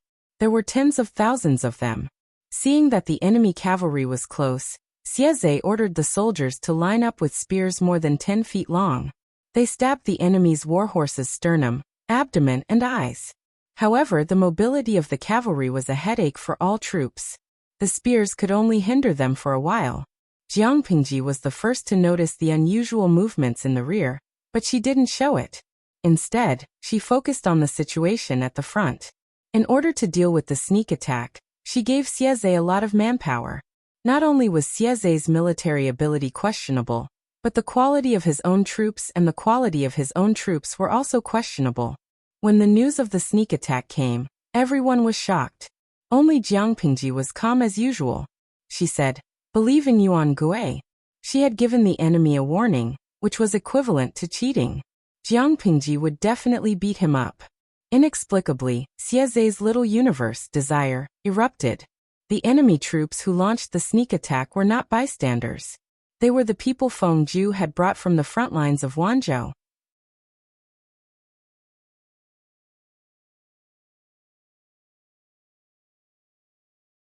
Chapter 1333. Military Advisor. This, Feng Zhu said in a hoarse voice. Lu Shi is indeed a terrifying person. He rarely admired anyone, but Jiang Pingji, who had made his plans fail time and time again, was definitely one of them. Those who guarded the rear under such circumstances were either people who were cautious and cowardly, or people who had foresight. Jiang Pingji could not be the former, so it could only be the latter. She had long guessed that Feng Zhu would lead the troops to attack the rear. What should we do now? The general looked anxious. His tough and rugged face was full of worry, and fine beads of sweat appeared on his forehead. What should we do? Feng Zhu said. There's no turning back. Of course we fight. Should he order the army to retreat because the enemy was on guard? The general looked embarrassed, as if he had realized that he had asked a stupid question. Little did he know that Feng Zhu was in a difficult position. The troops he led to attack Jiang Pingji's rear and coordinate with the front line would more or less boost the morale of Huang Song's main force. If he withdrew his troops to avoid the enemy's vanguard, the morale of the front line would inevitably collapse, and they would be like stray dogs. Therefore, even if he had to fight to the death, he could not take a step back. The matter of Jiang Pingji's rear being attacked was not only heard by Jiang Pingji and the others, but also by Huang Song, who was overseeing the army in the middle. After thinking about it, Huang Song still could not guess the identity of the person, until Cheng Jing's words woke him up. Lord, that must be Huaijia's troops. Cheng Jing counted the time with his fingers. The unfamiliar troops that attacked Jiang Pingji's rear must have been led by Feng Zhu. There was no one else but him. Huang Song was delighted. He quickly ordered his men to continue beating the drums to boost the morale of the soldiers. The drum beats fell like a rainstorm. Before Jiang Pingji could move, she suddenly caught a glimpse of a bullet screen. Her fingers trembled, and her perfect expression almost revealed a flaw. Xiangkutiangxia. Beating the drums on the battlefield. This is the same principle as playing dynamic music on a sports bike. Is it to stimulate the adrenaline? Tudefaccio. To the previous poster, you're so naughty. How do you expect me to look directly at the background music of a sports bike? War drums indeed had the effect of stimulating morale, but it had another important meaning, which was to convey orders and warnings. Soldiers fighting was not like TV dramas. Everyone knew martial arts, and fighting was as fancy as dancing. They only knew the simplest movements. Without martial arts, they were not afraid. With so many of them working together to attack at the same time, their lethality was not weaker than that of a martial arts master. According to the different drum beats, they attacked together, defended together, and chased after the enemy together. After all, this was an era without mobile phones, wireless Bluetooth, or even electronic loudspeakers. Huang Song gave the order to attack, and the drummers increased their tempo and frequency, oppressing the enemy with their momentum. If they could break through the enemy's line of defense in one go and inflict heavy casualties on the enemy, the morale of the soldiers would continue to rise. The soldiers under Jiang Pingji's command also noticed the changes in the rear. The frontline soldiers were timid for a moment. Before they could react, the enemy had already pounced on them like wolves and tigers. Perhaps the injuries on his body were not fatal, but the enemy's stomp was enough to turn him into a bloody pulp. Seeing the situation, Jiang Pingji immediately changed her tactics and adopted a defensive formation to defend against the enemy. The morale on Huang Song's side was not stable. As long as Feng Zhu's army could not break through the rear, and the frontline soldiers could not defeat the enemy, the morale of Huang Song's army would definitely plummet over time. When the time came, Jiang Pingji would give the order to switch from defense to offense and destroy the enemy's psychological defense in one fell swoop. She was calm and unhurried, issuing military orders one after another. Sure enough, Huang Song's side could not gain any advantage. On the other side, Xieze's side had also stabilized the situation. Not only did he not allow the enemy to advance any further, but he also forced them to retreat a little. Today's battle is of utmost importance. Xieze shouted loudly. I will live and die with you all. As he spoke, he took the lead and killed 2 enemies. The surrounding soldiers were greatly encouraged. Xieze's martial arts skills were comparable to Li Yun's. Both of them gave it their all, but the odds of winning were 50-50. The long spear in his hand was like a part of his body. Under his control, a silver dragon-like light flashed in the air, piercing through flesh like lightning and taking away a few lives in an instant. After killing a few people, Xieze gave several more orders in succession. The 2 sides were in a stalemate. It seemed that they were evenly matched, but Fengju knew very well that as time went on, he would be the one who would lose. The army had set off from the front line of Wanzhou. Even though they had rested and reorganized halfway, the soldiers' bodies and spirits had not fully recovered. The enemy was different. Fengju was thinking of countermeasures, but how could the battlefield be controlled by the wisdom of 1 or 2 people? Jiang Pingji observed the situation and suddenly said, Bogeo is about to lose. Looking at the situation on the battlefield, she did not have much of an advantage. Even if Huang Song was going to lose, it was impossible for him to lose so quickly. At the same time, Yang Si crossed his arms, twirled his neatly trimmed beard, and said, Huang Song's momentum is lost. Han Yu nodded. Why were the 3 of them so sure? Because they had all heard that there was a problem with the rhythm of the enemy's drums. The pitch, rhythm, and density of the drumbeats all represented different meanings. Beating the drums to advance the troops, and stopping when the drums sounded. The enemy's drumbeats were clearly for an attack, but the enemy had the intention to retreat. This was a clear sign that their morale had plummeted. Apart from that, the drummers' morale was low and they were distracted, so much so that the war drums made a few mistakes. This was fatal on the battlefield. Jiang Pingji saw that the timing was just right. She struck while the iron was hot and gave the order to attack. For a moment, the army pounced on the enemy like a dam that had been opened. The war drums also became louder and more intense.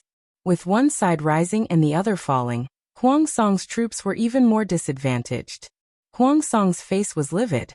He clenched his molars tightly, and the blue veins on his forehead bulged. At that moment, a general who was covered in blood rushed over on horseback. He had suffered serious injuries and almost fell off when he dismounted. My lord, our front line has fallen. Huang Song closed his eyes tightly and said through gritted teeth, Retreat! Retreat!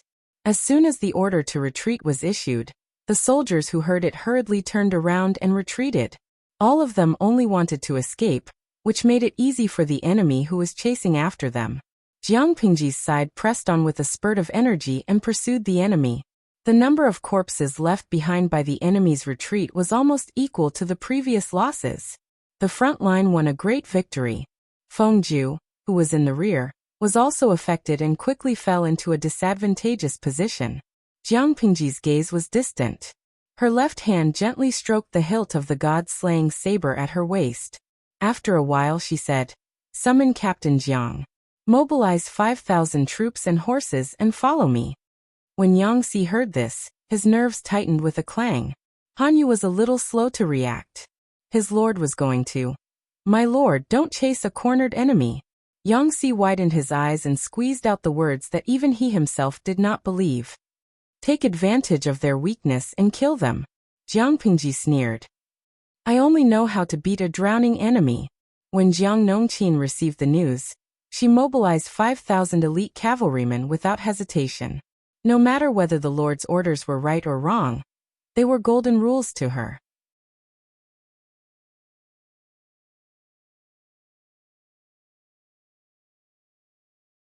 Chapter 1334. They thought they could finally be at ease. Who knew that their lord was such a worrisome person? Han Yu said, Are we short of 5,000 soldiers and horses? Why don't we bring more? If it were not forbidden, Han Yu really wanted to bring all the troops to ensure his lord's safety. Jiang Pingji said, Why do we need so many people? If 5,000 soldiers can't take down Bogeo, why should I keep them and waste our food?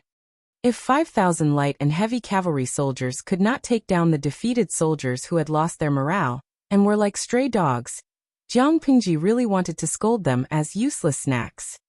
Although her words were harsh, no one could refute what Jiang Pingji said because she had the right to say so. Nongqin, let's go. Jiang Pingji waved her horsewhip. Little White took the lead and rushed out. Jiang Nongqin rode her horse and followed closely behind. 5,000 light and heavy cavalry soldiers followed. Looking at his lord's back, Yangxi almost suffocated.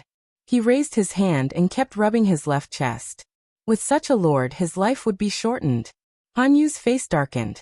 He caught a glimpse of Yangxi's action and asked, "What's wrong with you? Why didn't I know you were ill?" Yangxi said, "Since I followed such a lord, I'm worried that I'll fall ill." Han Yu was strangely silent for a few seconds. He could understand what Yangxi meant and felt the same way. Without comparison, there would be no harm. He thought of his former lord, Su Bei. Although he was not as versatile as his lord, at least he was less worrisome. The two of them did not have time to chat. Although Huang Song's side had retreated in defeat, they had not dealt with the enemy troops who had attacked them from behind. Although Xieze did not have a strong desire for fame and fortune, as a military general, who would dislike having too much glory bestowed upon him, Xieze was no exception. If they could completely defeat the enemy troops who had attacked them from behind, it would be a great achievement. Fengju saw that the situation was hopeless and began to retreat in an orderly manner. However, the soldiers had lost their morale. One by one, they were like headless flies, throwing away their armor and running for their lives. The negative emotions were contagious. First, it affected a group of people, then it spread to thousands of people. Fengju saw this and his face turned ashen. He almost fell off the horse. Fortunately, he was supported by someone. Otherwise, he would have been injured or killed if he had fallen from such a high horse in such a chaotic situation.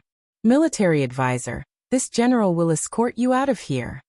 Fengju woke up from the discomfort of the spinning world. His lips were dry and peeled, and he looked particularly haggard. You don't have to worry about me. It's more important to gather the troops and retreat. As long as the green hills last, one need not worry about firewood.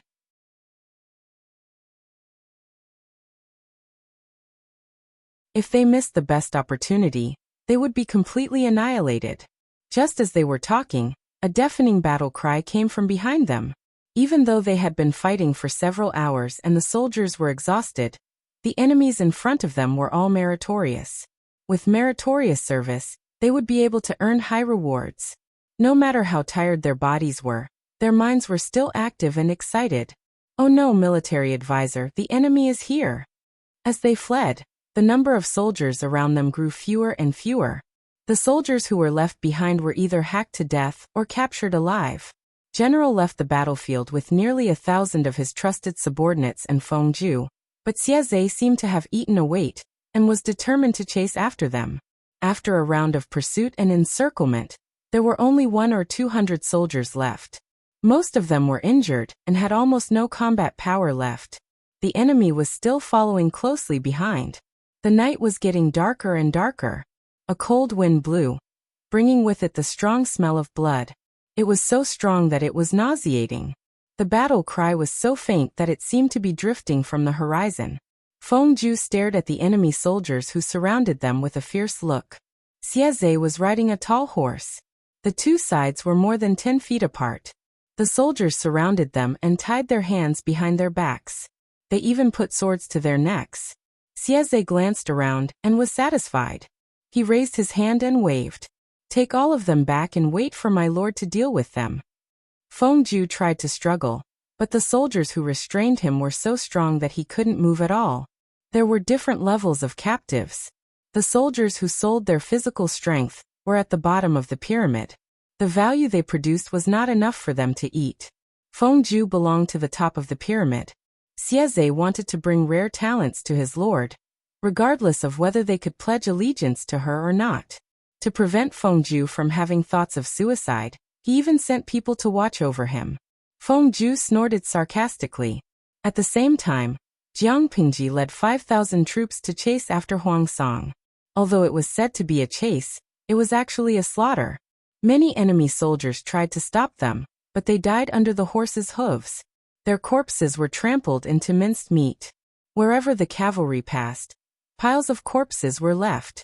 The darkness of the night was a good cover, but it didn't pose any obstacle to Jiang Pingji. Therefore, the time she took to catch up with Huang Song was much shorter than what he had expected. Facing 5,000 light and heavy cavalry, Huang Song only felt calm. Instead, he felt like it's finally here. Originally, there were 30,000 to 50,000 remaining soldiers to cover his escape, but the soldiers were already scared out of their wits by the enemy.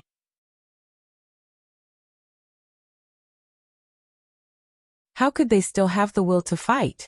Under the onslaught of the enemy's pursuers, some fled, some got lost, and some fell apart.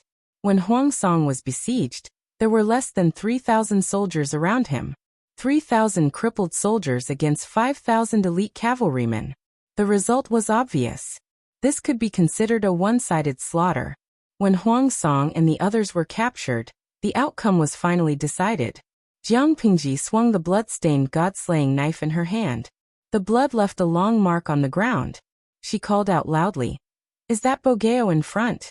Hearing how Jiang Pingji addressed him, Huang Song, who was in dire straits, laughed bitterly.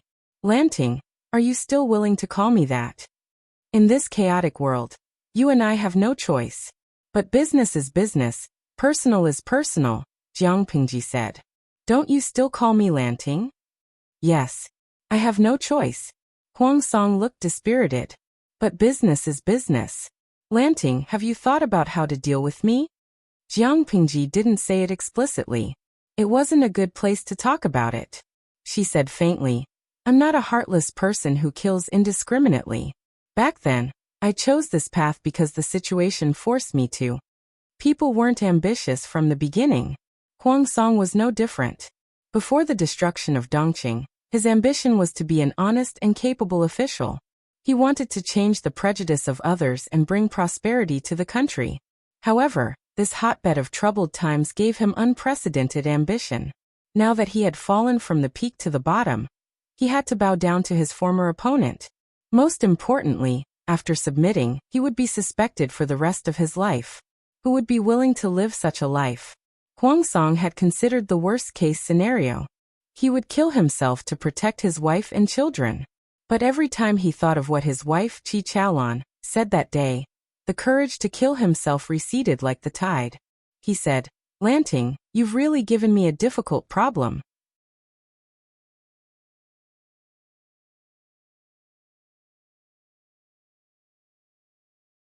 Chapter 1335. The night breeze blew, adding to the indescribable loneliness. Huang Song was silent for a long time, as if he was considering the truth of Jiang Pingji's words. "It's getting late. If we don't go back soon, I'm afraid Zixiao and the rest will get sick from anxiety." Jiang Pingji tilted her head and said to Jiang Nongqin, "Bogeo is my close friend. His status is not comparable to that of an ordinary person. Instruct your subordinates to be careful, and not to neglect the distinguished guest." Jiang Nongqin had no objections. She accepted the order and said, "I will obey your orders." Although Huang Song was a captive, Jiang Pingji did not have any intention to kill him. Naturally, she would not deliberately humiliate him. If he was sensible, why not spare his life? If he would rather break than bend, she could only kill him. She and Huang Song were indeed friends, but feelings were a supplement and not a necessity for her. If she had to give it up, she would not be sentimental. Huang Song did not say anything, but he did not resist either. He tacitly agreed to Jiang Pingji's arrangements. Compared to his calmness and indifference, the reactions of the others were more intense. Some cried hysterically, some were like dead water, and all their hopes were dashed. Some were trembling with fear. When the soldiers wanted to tie him up with ropes, his body shook like a sieve. Despair shrouded them like dark clouds. No one knew where their future lay. According to the rules of the past, if the lord of a force was defeated and captured, most of the officials under her would not have a good ending. Some could still jump ship and change bosses.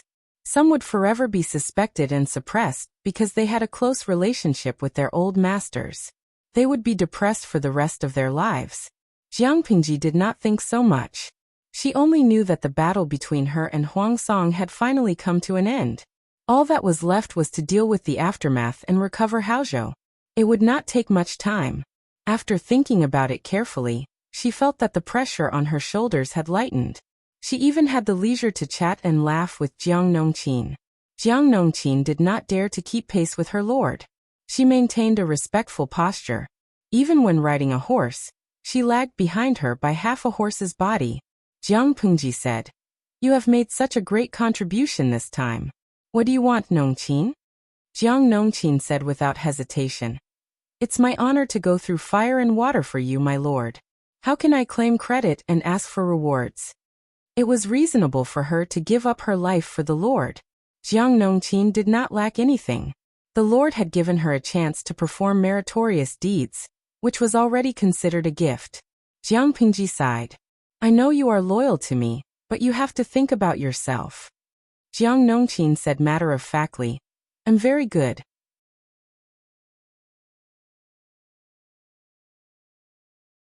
She felt that her current life couldn't be any better.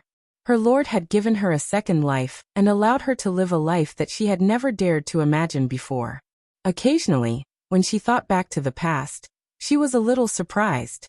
Was the me before the age of 13 really her? She grew faster than her peers and had a bigger appetite. Because of this, her parents treated her harshly and scolded her. Her grandmother regarded her as a jinx and repeatedly bullied her. At the worst, she broke a pole that was as thick as an arm. After that, her so-called relatives sold her to a broker in exchange for a meager amount of money. He entered the Lu residence by chance, but because he looked more mature, he was humiliated by the steward's son. She had long been ready to die. The Lord had given her the meaning and courage to live, allowing her to enter a level that most people in the world could not reach. In her heart, the lowly servant Azhu had long died. The one who survived was the Lord's Jiang Nongqin. Jiang Pengji was very stingy with her feelings, but Jiang Nongqin was one of the special cases. "I heard that you and Jingrong." Jiang Pengji was not a professional iceman, but every pair of mandarin ducks that had been brought together by her was a model couple. Jiang Nongqin's expression was calm. Not a trace of shyness could be seen. She was calm as if she was talking about the weather. "What's wrong with military advisor Yang?" "I remember that Nongqin is only a year and a few months older than me." Jiang Pengji said, "The war will stop for a while. Don't you want to take advantage of the gap to settle the matter between you and Jingrong? His peers have given birth to a few children, but he is still alone." Jiang Nongqin frowned and her tone was a little unfriendly. Of course, this unfriendly tone was directed at Yang Si. Could it be that military advisor Yang said something in front of the Lord? If not, why would the Lord suddenly urge them to get married? Jiang Pengji said, "No, I just dislike his old age. If the two of you don't hurry up, it will affect the children more or less." Jiang Nongqin said, "Will it?" Jiang Pengji said, "Jingrong was addicted to alcohol when he was young, and his private lifestyle was tsk he is old, so it will naturally affect him." Jiang Shaowei had never doubted the Lord's words. "I will consider this matter carefully."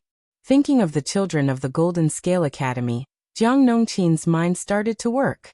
They were all the pillars of the Lord's future. Thinking of this, she did not seem to be very resistant to this matter. Jiang Pengji said, "If Nongqin gets married, I will prepare a wedding dowry for you that will definitely not be worse than those of the princes and their grandchildren." Marriage in ancient times was particular about matching families. The economic strength and social status of the man and the woman would not be too far apart. Therefore, the betrothal gifts and dowries of both parties were mostly equal. If one party was more powerful than the other, and the man's betrothal gift was less, others would criticize him for marrying into the family and claiming connections with the in-laws. If the woman's dowry was less, others would also criticize the woman's family for selling their daughter. If Jiang Pengji really wanted to prepare a wedding dowry for Jiang Nongqin, Yang Si would have to empty his family's pockets. Jiang Nongqin revealed a faint smile, her eyes overflowing with happiness. Yang Si was speechless. "I have something to say, but I don't know if I should say it." Jiang Pengji spent an hour before returning. Everyone was already looking forward to it. their necks stretched out. Hearing the movements of the army returning, they hurriedly went forward. Their first reaction was to look for Jiang Pingji. He looked left and right and saw that his lord was unscathed. Only then did his little heart return to its original place. Jiang Pingji said, "Bogeo and the rest entertain them well. Everything will be discussed tomorrow." "Yes." Yang Si deliberately lagged a few steps behind so that he could walk side by side with Jiang Nongqin. The latter was frowning, as if she was thinking about a huge problem. Jiang Nongqin said, "For the next few days, military advisor Yang should abstain from alcohol and food.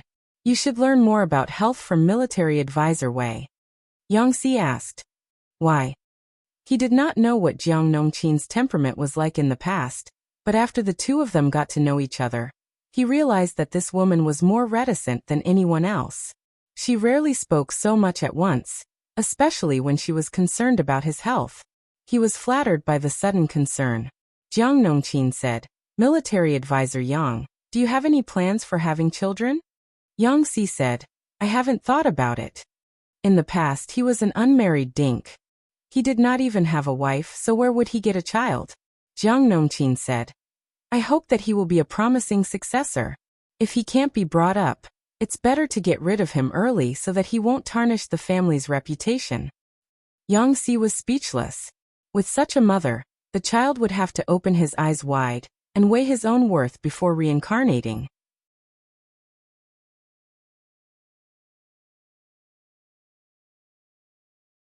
Chapter 1336. Jiang Nongqin was different from ordinary women. Although the two of them communicated their thoughts, Yang Si felt that there was still a gap between them. She took the initiative to bring up the topic. Yang Si felt that he had finally written the first line. The rest was much simpler. However, the two of them were not emotional people. They talked more about official matters. He asked curiously, "Where did the Lord capture Huang Song?" Jiang Nongqin said, "It doesn't matter where. No matter where he is, he can't escape from the Lord's palm." Yang Si had a certain immunity to such die-hard comments. He automatically ignored them. Did he have any extreme reactions when he was captured? Jiang Nongqin said, "He's like a turtle in a jar. What's the use of resisting? The Lord treats him well. If he doesn't appreciate it, he'll die." Yang Si was speechless. His heart disease was going to act up again. Apart from a small number of people who were separated in the chaos, most of the mainstays under Huang Song's command were captured and became Jiang Pingji's prisoners. The latter did not have the habit of abusing captives, but she would not treat defeated people as distinguished guests. Apart from Huang Song, who was treated well, the other people's conditions were very ordinary. The food supply was the same as that of ordinary soldiers. Some people flew into a rage and knocked over their food. Some people ate in silence. Cheng Jing was detained alone, so Wei Xi easily found him.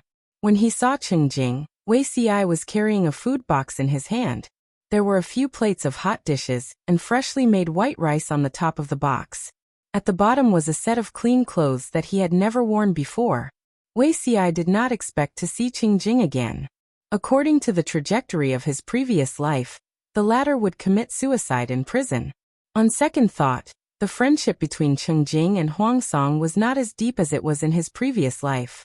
Naturally, he would not commit suicide for his master. Cheng Jing was locked in a small tent.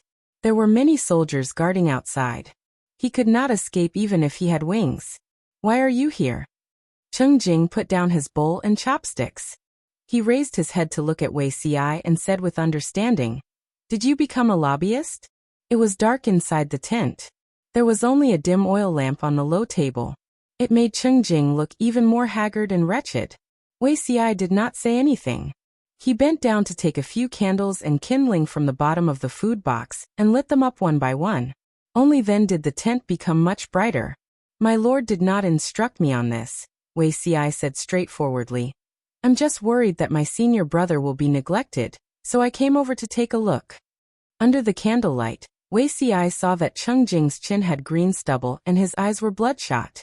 Where was his usual elegant demeanor? Cheng Jing did not get angry.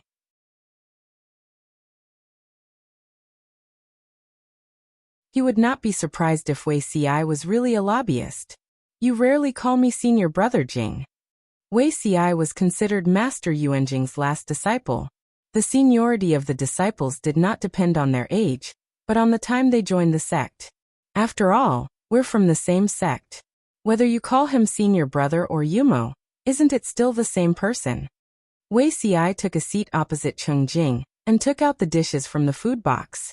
The aroma of the food assailed their nostrils and made their thumbs twitch. Even though Cheng Jing didn't have much of an appetite right now, when he smelled the aroma of food, he faintly felt hungry. The corners of Cheng Jing's mouth twitched as he forced a smile. Zixia wants to use this to bribe people? Wei Xi said as he took out 2 jars of wine. Today, we won't talk about official matters. We'll just reminisce about the past.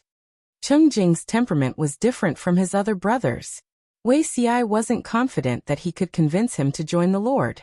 Wei Xi might not believe it, but this time, he was really here to take care of senior brother Cheng Jing. There was one thing that Wei Xi didn't understand in his previous and current lives. Why did Cheng Jing follow Huang Song? Wasn't his Tao to follow the will of heaven and support the orthodox? Whether it was in terms of family background or personal charm, Huang Song was worlds apart from the word orthodox. Wei Xi asked without hesitation. Cheng Jing took a sip of wine. This wine was very different from what he usually drank. The taste was more mellow, and there was a burning sensation as it flowed down his throat. The after effect was quite strong. After drinking a few cups, his face turned red. His eyes were watery, and he was also a little sleepy. Zixiao, do you know the origin of the Lord's, Bogeo's ancestors? Wei Xi was stunned. Isn't this person from the Yuanshi family? Cheng Jing said. Bogeo's branch is the only surviving descendant of the Xia royal family. In the last years of the Xia kingdom, the royal family was almost wiped out. Our ancestors were grateful for the great ancestors' promotion, so they risked their lives to escort the last emperor's young daughter to escape. They hid in a branch of the family and carefully took care of her as she grew up. However, no one told her her identity.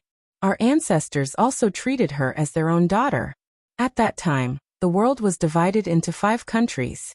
If her identity was revealed, not only would it harm her, it would also implicate the Cheng family. Wei Xi suddenly understood something. In that case, the last emperor's concubine married into the Yuanshi family? Cheng Jing nodded, confirming Wei Xi's words. At that time, the Yuanshi family was still considered a prominent martial family. The Cheng family married the concubine into this family, in order to better protect this bloodline. Who would have thought that the ancestors of the Yuanshi family would make mistakes one after another? And in just 2 generations, they fell into such dire straits. Huang Song's grandfather committed a crime, and almost implicated the 3 families. It was only with the help of the Cheng family that the matter was settled. The death penalty could be forgiven, but punishment was inevitable. Huang Song's father was exiled and died halfway through. The orphan and widowed mother had no one to rely on, and the Yuanshi family refused to take care of them. Huang Song's mother could only rely on her embroidery skills to earn money to support the family. When Huang Song's mother was widowed, she was still very young. By chance, she caught the eye of the Dongqing emperor's favorite chamberlain, Huang Tan, and he came to ask for her hand in marriage. Huang Song's mother remarried, and Huang Song's father changed his surname to Huang Tan's stepson. Huang Song naturally followed his father's surname. Not many people knew about this old past. Even Huang Song himself did not know. Of course, Cheng Jing assisted him partly because of their bloodline, but also because Huang Song had his merits. If he could restore the glory of his ancestors, that would be the best. Senior brother, tell me about this. Wei Xi was a little puzzled. According to the normal scenario, if the Lord knew that Huang Song had this relationship, Huang Song's life would be in danger. Cheng Jing said, the remaining power of the Xia kingdom has long been gone. Whether Bogeo has royal blood or not, does it matter? Moreover, there were only a few people who knew about this matter, and most of them were dying. Who would believe that the grandson of a eunuch in the eyes of outsiders was actually the last descendant of the previous dynasty's royal family? Senior brother also said that the Xia kingdom no longer exists. Do you still insist that they are the legitimate ones? Wei Xi asked. Cheng Jing smiled and said, That depends on whether the Duke of Lanting that you serve can become the legitimate one. When others heard this, they would probably think that Cheng Jing had the intention to pledge allegiance, but Wei Xi knew very well that he was determined not to pledge allegiance. Unless the Lord can really ascend to the throne. Wei Xi sighed and said, "Senior brother, do you have the heart to waste your time and be an idler in the mountains?" Cheng Jing said, "This is not a question of whether I have the heart or not. This is a question of whether the Duke of Lanting is willing to fulfill my wish." He did not have the initiative. Cheng Jing was not against serving Jiang Pingji, but it was not the current her. Wei Xi said, "Senior brother, don't you think it's a pity? What a waste of a good time. If the world was at peace, it would be extremely difficult for Cheng Jing to be put in an important position. Would he really not be depressed in the future?" Cheng Jing said, "There's Wei Xi, Yangxi, and Han Yu. Cheng Jing is not missing." The Yuans under Huang Song were the only ones who were powerful. He had seen how much harm they had caused. If the Langya branch was completely powerful, would Jiang Pingji feel that she could not do anything alone? It was better to retreat in the face of the current and seek peace. It would not be too late to become an official after the world was at peace.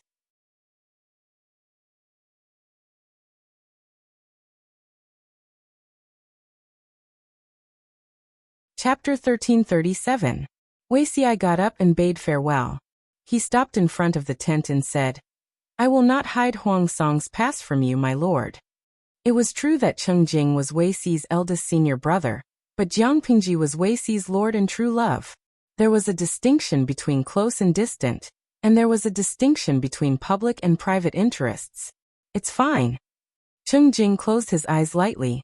He was not surprised by Wei Xi's choice. It would be strange if Wei Xi helped Huang Song hide the truth. Countless thoughts flashed through Wei Xi's mind. The scenes of his previous life flashed past his eyes quickly, and finally turned into a sigh.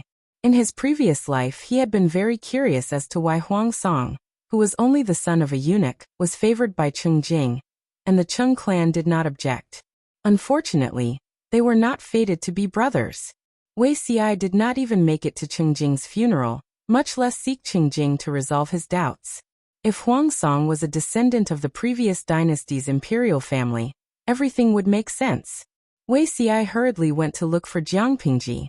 She had just finished bathing and was dressed in moon-white pajamas with a large, warm cloak draped over her shoulders. Her long, jet-black hair was steaming and fragrant after a bath. When Wei Xi walked over, she was sitting on the couch, wiping her wet hair with her body turned sideways. "What is it, Zixiao?" Jiang Pingji twisted the ends of her hair with a dry towel as she tilted her head, and asked Wei Xi. Under the illumination of the orange-yellow candlelight, Jiang Pingji's side profile seemed to have a gentle filter. The gentle color of her brows and eyes made Wei Xi's heart beat wildly. Wei Xi pretended to be calm as he bowed with his hands clasped in front and greeted respectfully. Only then did he open his mouth to explain the purpose of his visit. His eyes were fixed on Jiang Pingji's hair. She looked at her wet hair, then at Wei Xi, and handed him the cloth. Wei Xi was stunned on the spot for a while. He went forward and half knelt beside her. He raised his hand to take the towel from her hand and carefully wiped her wet hair. His movements were very gentle, as if every strand of hair was a treasure to him. In comparison, Jiang Pingji's movements were much rougher. "Just now, I went to visit senior brother Cheng Jing. During our conversation, I heard a piece of news. My lord should also listen to it." Jiang Pingji casually crossed her legs and rested her elbows on her knees. She looked relaxed. "News? What kind of news is so important that you have to come all the way here, and at this time?" If it was not important news, why would Wei Xi look for her at such an ambiguous time? Wasn't this sending the quack to the tiger's den? Wei Xi said, regarding Huang Song's past.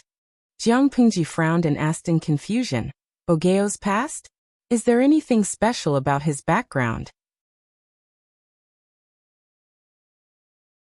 She didn't have any opinions about family status, but she also knew that Huang Song's family background was very criticized. Could it be that there was a twist in this? Wei Xi said softly, "On the surface, Huang Song is the step-grandson of Dongqing's minister Huang Tan. He comes from the Yuan family, but there's more to it than meets the eye. According to his senior apprentice brother, Huangsong's ancestor was actually the empress concubine of the last emperor of the Grand Xia Empire. Back then, the Xia kingdom was destroyed and the world was divided into 5 parts. The royal family was almost completely wiped out. Only the Cheng clan's ancestor remembered old kindness and risked his life to bring the infant empress concubine out of the palace, placing her in the Cheng clan's branch family to raise. Many years later, this empress concubine married into the Yuan clan. The branch emperor concubine belongs to his Huangsong's branch, so he is a descendant of the imperial family. Jiang Pingji said, "Why haven't I heard of this?" Wei Xi combed her wet hair with his fingers and said, "Once the identity of being a descendant of the Xia kingdom's imperial family gets out, it will definitely lead to the destruction of the clan. It's reasonable for the Cheng clan to keep it a secret. My senior brother assisted Huangsong. Huangsong's identity is also part of the reason." Jiang Pingji recalled Cheng Jing's temperament. Wei Xi's words were 90% true. However, Jiang Pingji said, "The founder of the Xia kingdom's imperial family was also of humble origin, right? Cheng Jing is so persistent about being a descendant of the Xia kingdom's imperial family? It doesn't make sense." In terms of background, Huangsong was also a distance away from being orthodox. Wei Xi knew that some parts of his lord's history weren't very good, but he wasn't surprised. Instead, he considerately and attentively explained to her, "My lord, you may not know this, but although the founder of the Xia kingdom's imperial family was of humble origin, his ancestors were also illustrious and wealthy. According to the history of this time and space, the recent history included the chaotic times of the 16 kingdoms, the Xia kingdom, the 5 kingdoms, and the current chaotic times. Before the 16 kingdoms, the Central Plains had also been unified for 367 years, and it was called Beichen.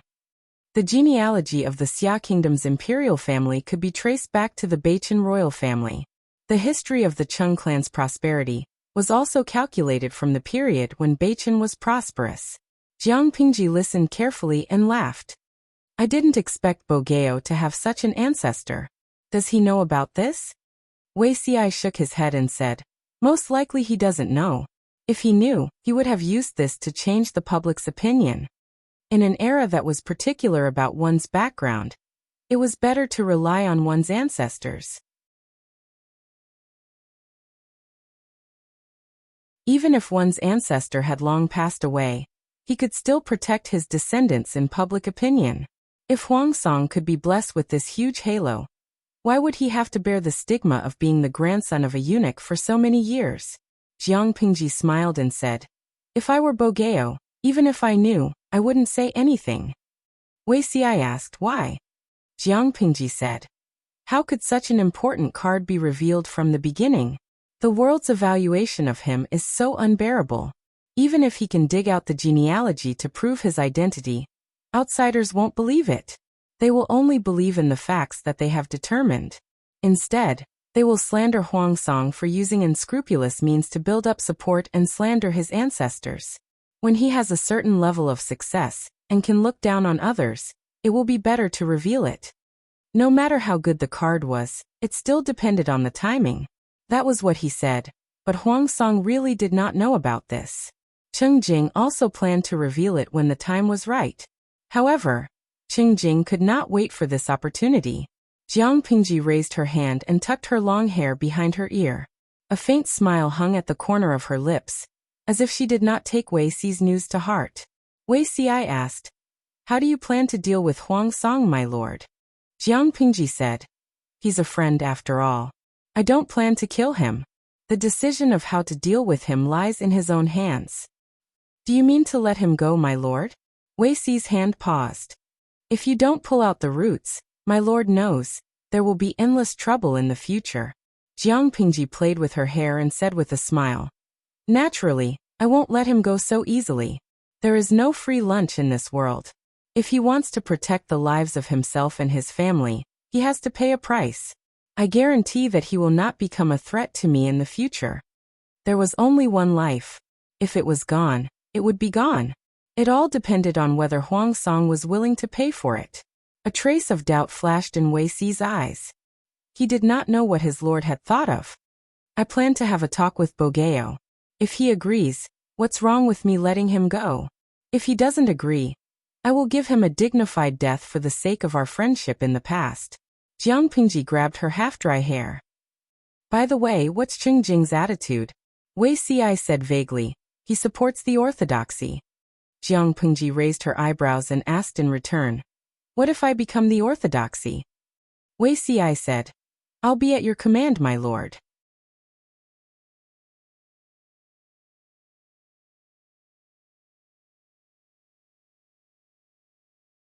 Chapter 1338. Jiang Pingji asked Wei Xi to help her dry her hair. She took out a green hair tie and tied her long, smooth hair behind her back. The attire greatly reduced her original sharpness, but instead added a touch of gentleness. She had the charm of a girl for the first time. Zixiao, are you curious about the method I used to solve Bogeo's problem? Wei Xi nodded honestly. He was indeed curious, but there were some things he couldn't ask too deeply. He could only bury his doubts in his heart. Zixiao, why don't you come with me? Jiang Pingji stood up and tidied the clothes draped over her shoulders. She said with a smile, if I go to see Bogeo like this and no one follows me, who knows what kind of scandals will happen outside?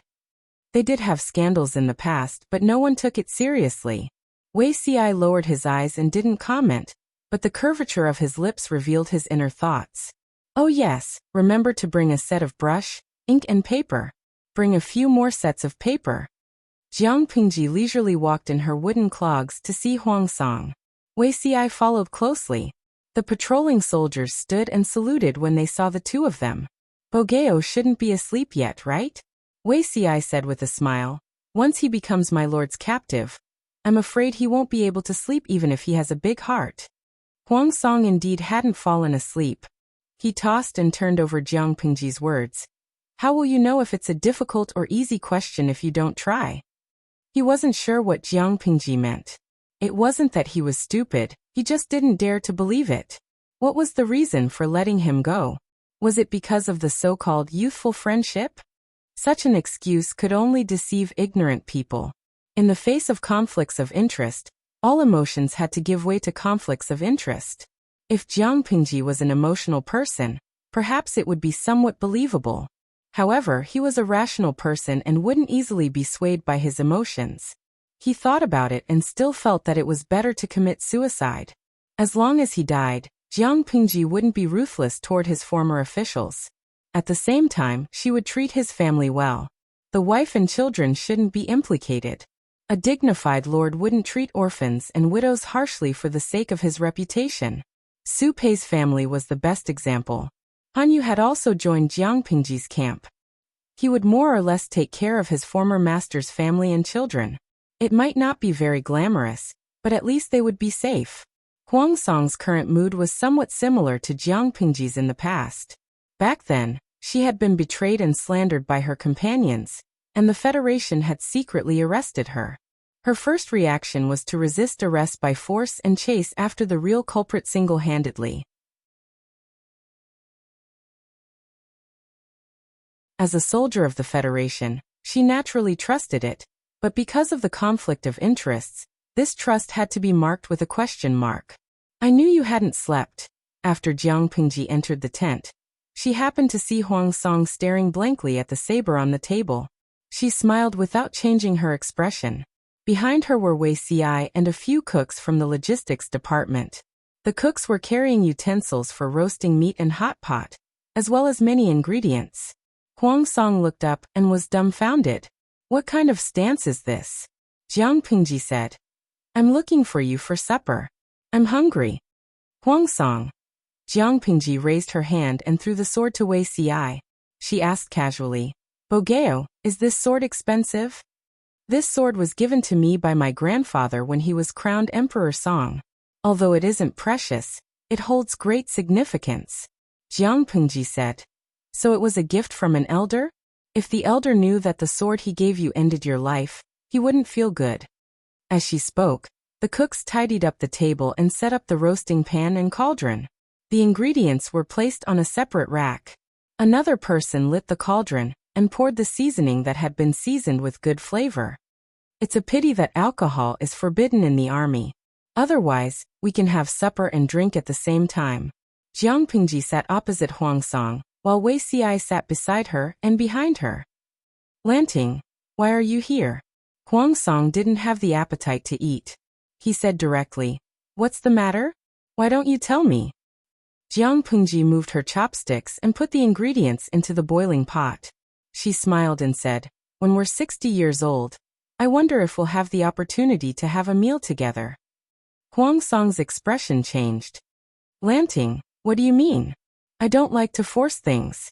You know my temperament, Jiang Pingji said. If you've made up your mind to die, I'll take care of your funeral properly based on our past friendship. If you still have the thought of living, I'm not a narrow-minded person who can't tolerate others. Huang Song knew her true attitude when she spoke so clearly. After a long time. For hidden dangers, it's best to cut the weeds and eliminate the roots. You keep such a hidden danger. When did you become soft-hearted? Soft-hearted and reckless. When did you see me with such a thing? Jiang Pingji said. I'm willing to keep you. Naturally, I'm prepared. Let's make a pact. If you can agree to it, I'll naturally have the magnanimity to tolerate you. Jiang Pingji's solution was to make a pact with Huang Song. If he wanted his life, he would have to give up a certain amount of freedom and rights as the price. Huang Song was silent. I'm willing to swear an oath of blood with you. You don't have to worry that I'll betray you before the blood in my mouth dries. Huang Song's expression changed. He looked at Jiang Pingji with a complicated gaze.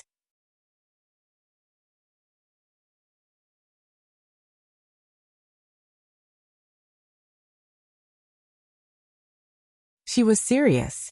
It was the first time Huang Song recognized this point so clearly. In this era, everything was bad except for the high moral bottom line. They valued the spirit of the contract very much. After the oath was made, both parties would be bound. If one party took the lead in betraying the covenant, the moral level would be untenable. The other party could be ruthless and not be condemned by public opinion. To put it more clearly, both parties would sign a contract and abide by it. The contents of the contract would definitely favor Jiang Pingji. Huang Song would be the bound party. It was not enough to just have the oath. Jiang Pingji wanted everyone to know about the oath. Not only would it bind Huang Song, but it would also bind his former officials. It was not a big deal to let Huang Song live. She wanted Huang Song to live well, so that his former officials would not dare to have a trace of disloyalty. Jiang Pingji smiled and said, if Bogeo is willing, we can discuss the contents of the oath while eating. Huang Song laughed bitterly and said, Lanting's thoughts are really very meticulous. Jiang Pingji turned her head and said, then I'll have to trouble Zixiao to help me write. Wei Xi agreed. The contents of the contract favored Jiang Pingji, but it was not unacceptable to Huang Song. It was even more lenient than expected. Huang Song's third generation would not be able to control real power, but his great-grandchildren could enter officialdom through normal channels. Huang Song himself would be conferred a title in the future, and his title would be inherited for 3 generations, losing power and a certain amount of freedom in exchange for peace and wealth for the rest of his life. For the defeated, this was a good ending. It was much better than Su Pei's family, who had lost the protection of the head of the family and lived in fear. Huang Song carefully looked at the dozen pages of the contract that Wei Xi had drafted and asked a question. Children and grandchildren can't enter officialdom. What about daughters? Jiang Pingji said. If your daughter is capable, she can. Based on the current trend, men had far more political rights than women. Therefore, Jiang Pingji restricted Huang Song and his third generation. After all, they were old friends. She did not want Huang Song's family, who had no real power, to be looked down upon. Therefore, she left some leeway. As long as Huang Song's daughter and granddaughter entered officialdom, his former officials who did not believe in him would not support them on account of their past relationship. Therefore, this group of people could not say anything about women entering officialdom. Wei Xi was speechless.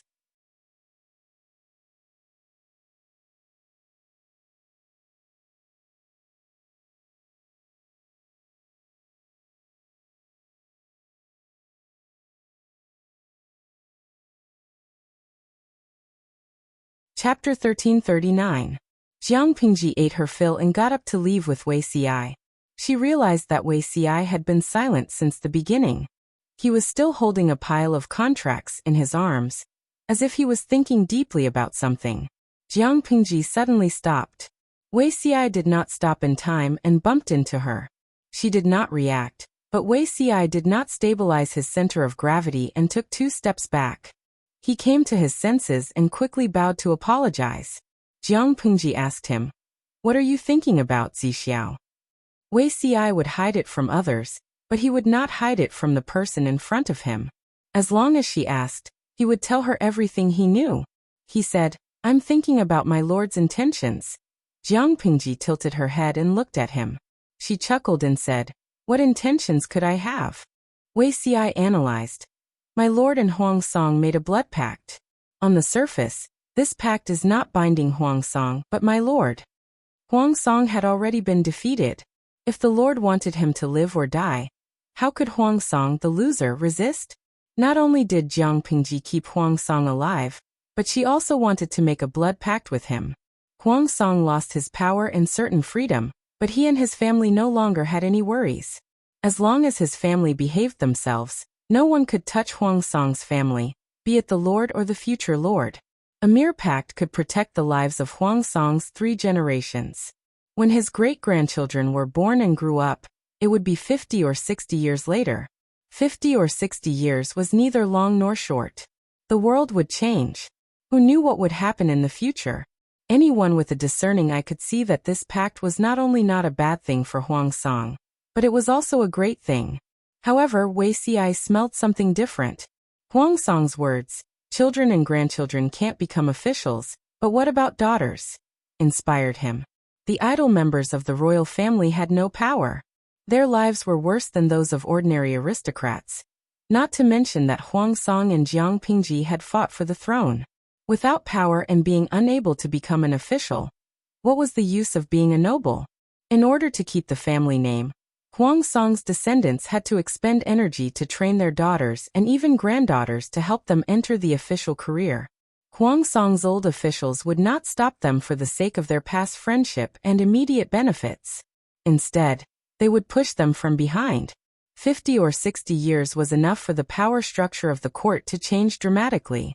When the empress ascended the throne, she could use force to overcome the chaos. After peace, the officials still hoped for a male heir to inherit the throne. The risk of a woman giving birth was too great. No one could guarantee that a woman giving birth would not be dangerous. To the officials, male heirs did not have the burden of pregnancy.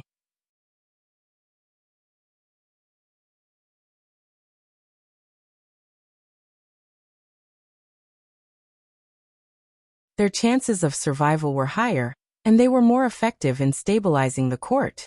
In addition, women's status in the imperial court was too low. This was also one of the problems that hindered the succession system of the empress. Wei Xi guessed with a trembling heart. Was his lord paving the way for the future crown princess? Back then, when the crown princess was conferred and the previous inheritance mechanism was overturned, His Majesty, Wei Xi, was under a lot of pressure. Had he already made arrangements in this life? At the thought of his daughter from his past life, Wei Xi could not help but feel his eyes welling up. Although the emperor had resisted the pressure to make the crown princess, the officials had never stopped questioning Jiang Yan. She could only shut those people up if she did it flawlessly. One could imagine what kind of pressure this successor had to bear from birth to adulthood. Wei Xi was lost in thought. If his lord were to pave the way for her now, the pressure Yen'er would have to endure in the future, would it be less? Jiang Pingji smiled and said, "I'm not willing to suffer any losses. I gave Bogeo some benefits so that he could repay me more." Wei Xi was more certain of his guess after hearing it. "My lord, you mean?" Wei Xi almost bit his tongue. He could not pronounce his words clearly. "You want?" Jiang Pingji said. "I heard you talk about her." Wei Xi was surprised. "When Hanmei and Wan'er got married, you were drunk. You even warned Feng Yu from Zisher's family not to harm Yen'er. Is that child called Jiang Yan?" Wei Xi's heart was thumping wildly. He could not remember this at all. Jiang Pingji laughed to herself. Her hearing was amazing. How could Wei Xi's small movements escape her ears? She had a daughter called Jiang Yan. Feng Zhen had a child called Feng Yu who was her lover. She was quite satisfied with this spoiler. Wei Xi admitted. Yes, her name is Jiang Yan. Jiang Pingji said. She must be a very outstanding child. She looks like my lord, but her temperament is not the same.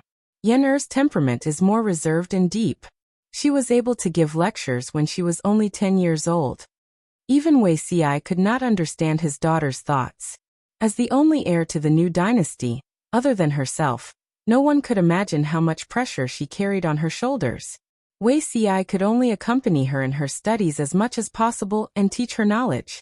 Every time I see the Grand Tutor, I always feel very comfortable. I don't like those who only know how to drop books.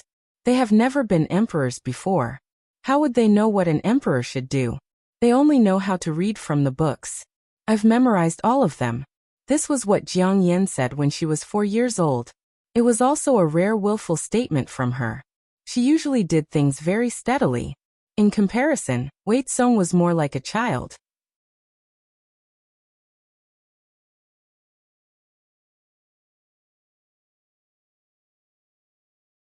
When Wei Xi realized that Jiang Yan had reached adulthood, he vaguely realized that the child had grown into a different person. She was the most qualified heir. Reserved and deep? Jiang Pingji said. She looks more like you. She knew very well what kind of temper she had, but her future daughter had a calm personality. Wei Xi said. My lord, are you paving the way for Yan Er this time? The past life is different from this one. If we have a child in the future, we don't know if it will be Yan Er, Jiang Pingji said calmly. However, some things have to be prepared as soon as possible. Whether it's Yan Er or not, she's still our daughter. Huang Song's family prepared it for her. For this reason, I can tolerate Bogeo. She was not only interested in Huang Song, but also Huang Song's connections and old ministers. If she operated them well, they would definitely be of help. Since she knew the difficulties that she might face in the future, she could make arrangements early so that she would bear less pressure in the future. Wei Xi said, parents love their children so they have far-reaching plans. Jiang Pingji smiled and winked. Our relationship is still clean. There are still 7 long years before we become parents. Zixiao, don't make me wait too long. Wei Xi was speechless. She always flirted with him. His lord's style was really different from her previous life. Jiang Pingji said. Other than Jiang Yan, we have other children? Wei Xi was silent for a moment, then said in a low voice. I have a son named Wei Kong. His courtesy name is Tingzhang.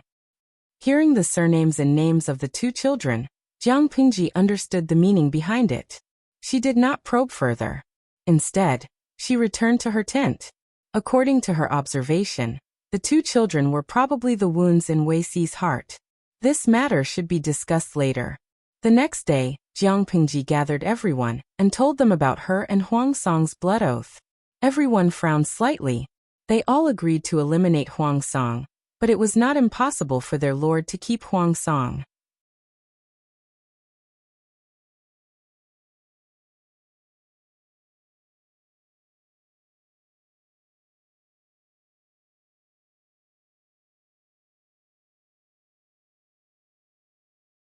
Chapter 1340. The crowd did not understand Jiang Pingji's future, as well as Wei Xi. Naturally, they did not see the hidden scheme in it. However, based on the contents of the alliance, their lord did not suffer any losses. Under this premise, as long as Huang Song kept his promise, it would not be a problem to spare his life. Jiang Pingji asked, does anyone have a different opinion? No one had any objections. If there was, it was mostly because they felt that the ban on the 3rd generation was too short. The 3 generations referred to Huang Song, Huang Song's sons, and Huang Song's grandsons. That guy had already married and had children. His children were already a few years old. It seemed that it would only take a few years for his great-grandchildren to grow up. Everyone was worried that the time was too short. However, calculating the time, by the time Huang Song's great-grandchildren became officials, he would have long been buried. His former officials would not be left. Thinking about it this way, it was acceptable to ban the 3rd generation from becoming officials. The Lord allowed Huangsong to live, but she would not let him and his descendants be unable to become officials forever. This was not showing mercy, but deliberately finding fault. Jiang Pingji saw that the young princesses were so reasonable and felt satisfied. She then ordered people to prepare for the alliance ceremony. She had formed alliances with people many times, but most of them were verbal agreements. An alliance made with blood was different. The audience in the streaming room thought that this kind of alliance was like dripping blood into a wine cup and drinking it. In reality, it was smearing the blood of livestock on the lips to show sincerity and determination to form an alliance. For a TV series, the former was naturally more expressive. Jiang Pingji turned off the streaming earlier yesterday, so the idol audience did not know the details of her and Huangsong having supper and talking about the alliance. When they first arrived in the streaming room that day, they were shocked by the development of the story. Many of them even expressed doubt and worry about it. Xiaopen. Streamer, you broke the agreement and pretended to be an official, right? Can you guarantee that Huangsong's descendants will not secretly stir up trouble? In ancient novels, the character of Huangsong's descendants was the proper male lead. The ancestors and the royal family failed to fight for the world. In order to appease the people, the royal family pretended to be benevolent and righteous. The descendants had no choice but to yield to reality. In the male lead's generation, he was the most outstanding existence. He was even envied and hated by the cruel and tyrannical emperor. He was always on guard against suppressing the male lead. The male and female protagonists fell in love while laying low, conserving their strength.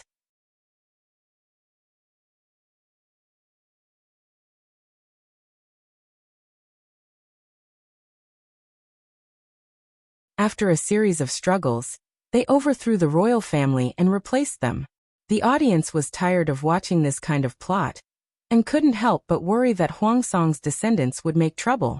It was better to cut the weeds and eliminate the roots. Goo goo goo goo. Although it's not good to kill the innocent, you have to think about yourself and your descendants. It's dangerous to keep Huangsong alive. Cafeteria Daffin Auntie. It's very serious to swear an oath with blood.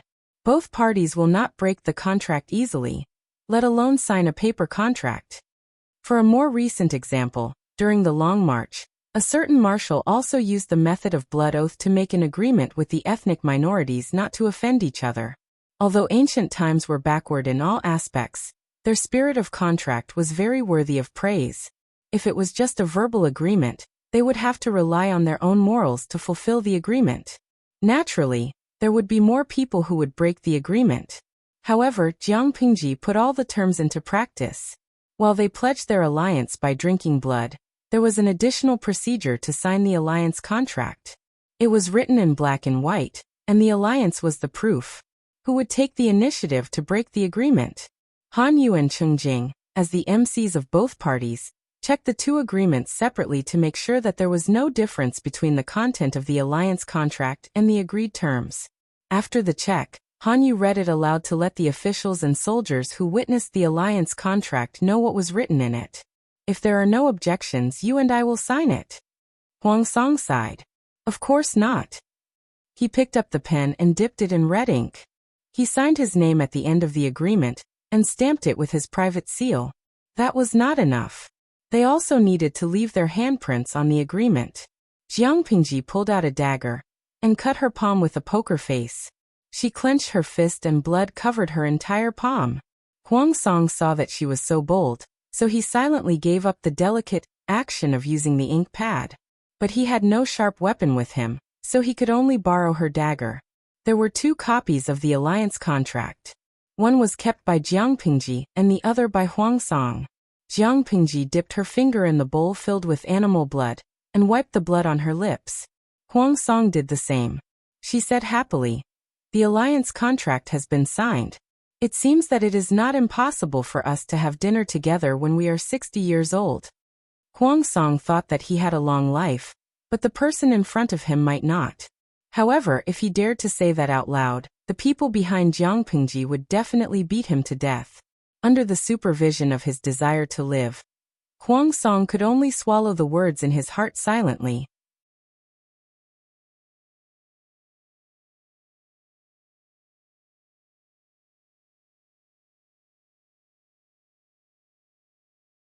The alliance contract was signed, but it was not over so easily. Huang Song couldn't help but sigh when he thought of Cheng Jing and the others. He had failed to live up to their high hopes and expectations. My lord, why did it have to be like this? Yuan Chang's wounds were treated, but because of his action, the gauze was stained with blood again. He didn't care about it at all and continued. It was all because of my incompetence that I failed to protect my lord, so my lord, thinking of his lord's experience, Yuan Chong was so sad that his eyes turned red. If it wasn't for his incompetence, how could his lord fall into the hands of Lu Shi? Huang Song hurriedly interrupted Yuan Chong and raised his hand to help him up. There were many generals in the Yuan family. Although each of them had their own thoughts, there was no lack of sincere and loyal people. Huang Song only felt that he owed Yuan Chong, but Yuan Chong did not owe him. Shu, why do you say that? Huang Song laughed bitterly. The more Yuan Chong behaved this way, the more he felt guilty and sad. As his lord, he owed everyone too much. He was afraid that he could not repay them in this lifetime. After much persuasion, Yuan Chong was finally appeased, but the sorrowful atmosphere only increased. Everyone looked as if they had lost their parents. Huang Song and Feng Zhu looked at each other from a distance. The latter's expression was gloomy and cold. Has my lord thought about what to do in the future? One of the strategists asked Huang Song. His voice was a little hoarse. Huang Song said, Lanting is a person who keeps her promises. Since she swore an oath with blood, she won't break it easily. I'm not worried about myself. Instead, I'm more worried about you. You're all in the prime of your lives. You can't just retire and waste your talents, can you? For an ambitious person, wasting time was the cruelest punishment. Huang Song was not a sore loser. He did not mind the old officials pledging allegiance to Jiangpingji. As the saying went, parents could remarry, not to mention the ruler and the officials. When everyone heard this, they felt even sadder. Some people even burst into tears. Huang Song was not completely selfless. He had his own plans. Because the covenant stipulated that the male heirs of the third generation of Huang Song were not allowed to become officials, he could only think of ways to train his daughter. If the old officials pledged allegiance to Jiangpingji, they would be his daughter's natural support in the court in the future. Huang Song's childhood experience told him that reputation and everything else were fake. Only strength could earn people's respect. Jiangpingji would grant him a title of nobility for 3 generations in the future, but it was an empty title without power. If others were willing to respect you, it meant that they thought highly of you. If they were not willing to respect you, you could only accept it. As the head of the family, Huang Song naturally could not let his family face such a predicament. Therefore, he had to plan slowly now.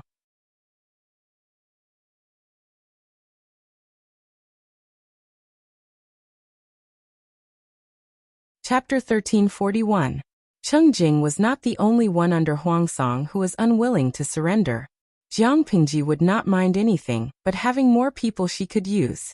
Huang Song's old officials were unwilling to surrender. She would suffer a great loss.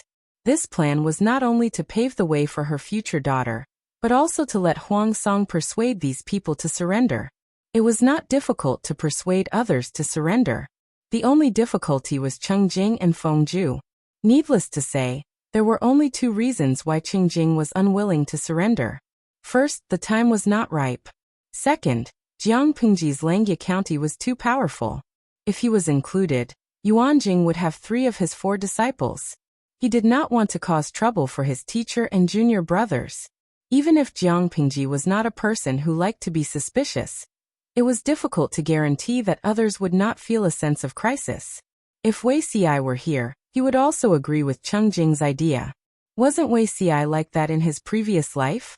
Even if he had no intention of rebelling, even if his original intention of supporting the descendants of the Wei family was for Her Majesty, the Wei family's restlessness aroused the suspicion and vigilance of Qiguan Rang and the others. Once the meteorite fell from the sky, Wei Xi almost lost his life.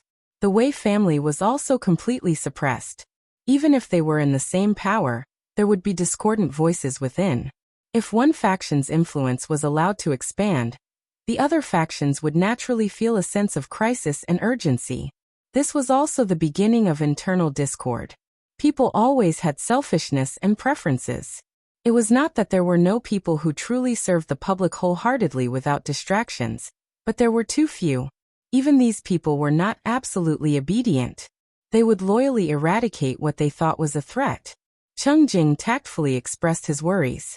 Naturally, Huang Song could not force him. Then, why was Feng Ju unwilling to surrender? In the face of Huang Song's tactful inquiry, Feng Ju was silent for a long time.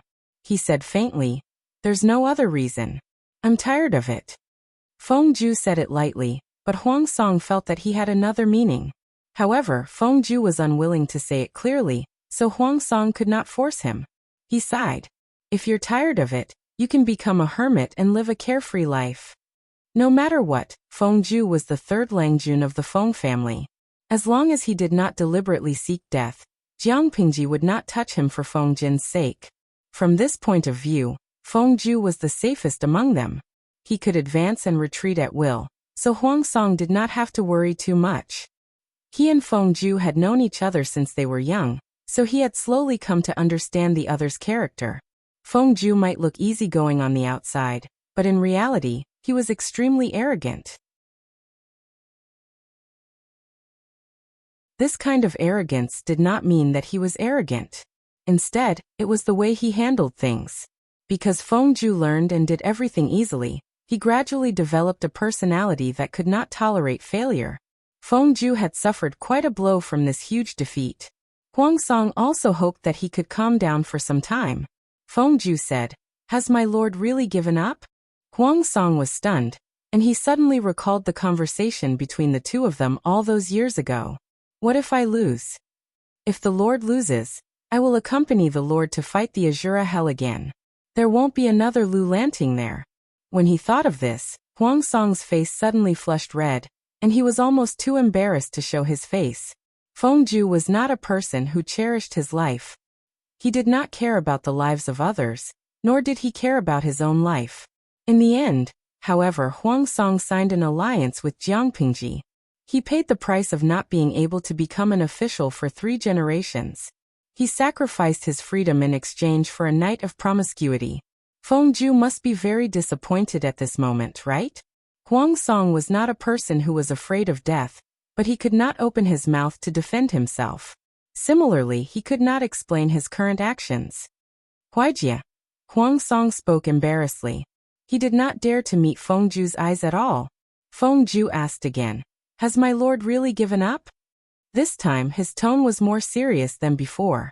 "Huaijie, it's not that I've completely given up, but is there a need to continue fighting in this situation?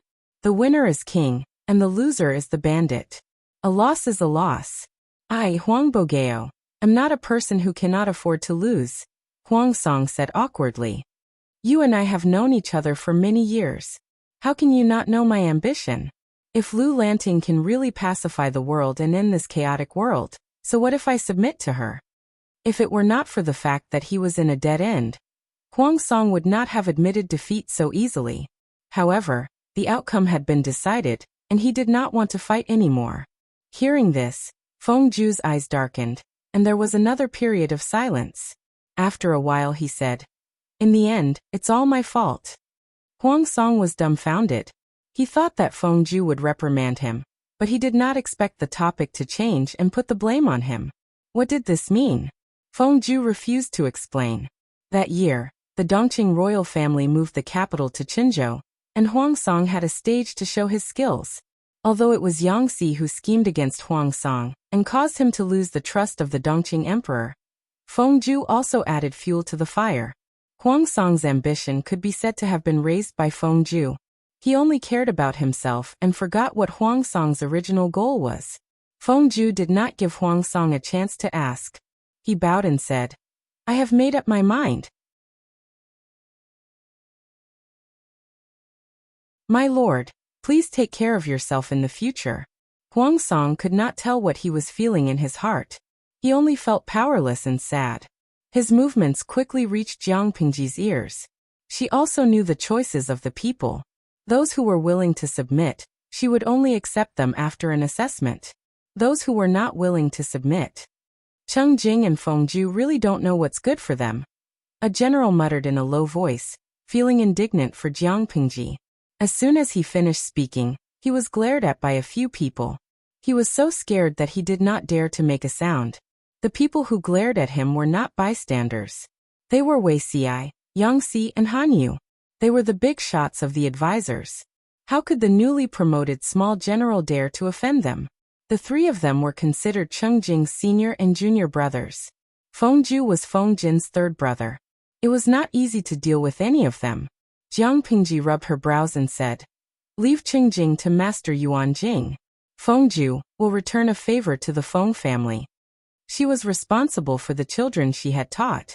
Jiang Pingji did not want to kill the two boys and offend Yuan Jing and Feng Ren. After all, she still needed them to help her perfect her education. As long as Chengjing and Fengju did not betray her, Jiang Pingji could let them go. Anyway, Chengjing had gone to Yuan Jing's side. It was impossible for him to be idle. When Fengju returned to the Feng family, the Feng family would keep an eye on him and not cause trouble for her. Everyone said, "My lord is benevolent." The counselor could still find out what she was thinking. If others were a little slower, they would almost put her on the pedestal of benevolence. Jiang Pingji was speechless. Look, it was obvious that she was full of evil tricks. She was scheming from afar, but outsiders still thought that she was pure and righteous. She did not care about Huangsong's matters for now. Jiang Pingji was extremely busy. Previously, Huangsong's army was defeated. There were countless casualties, but there were even more deserters. If she left them alone, they would either starve to death or become bandits and harm the people. Jiang Pingji naturally had to deal with the aftermath. On one hand, she sent troops to capture them. On the other hand, she recruited troops and horses to trick them into coming back. Jiang Pingji had the most experience in dealing with these defeated troops.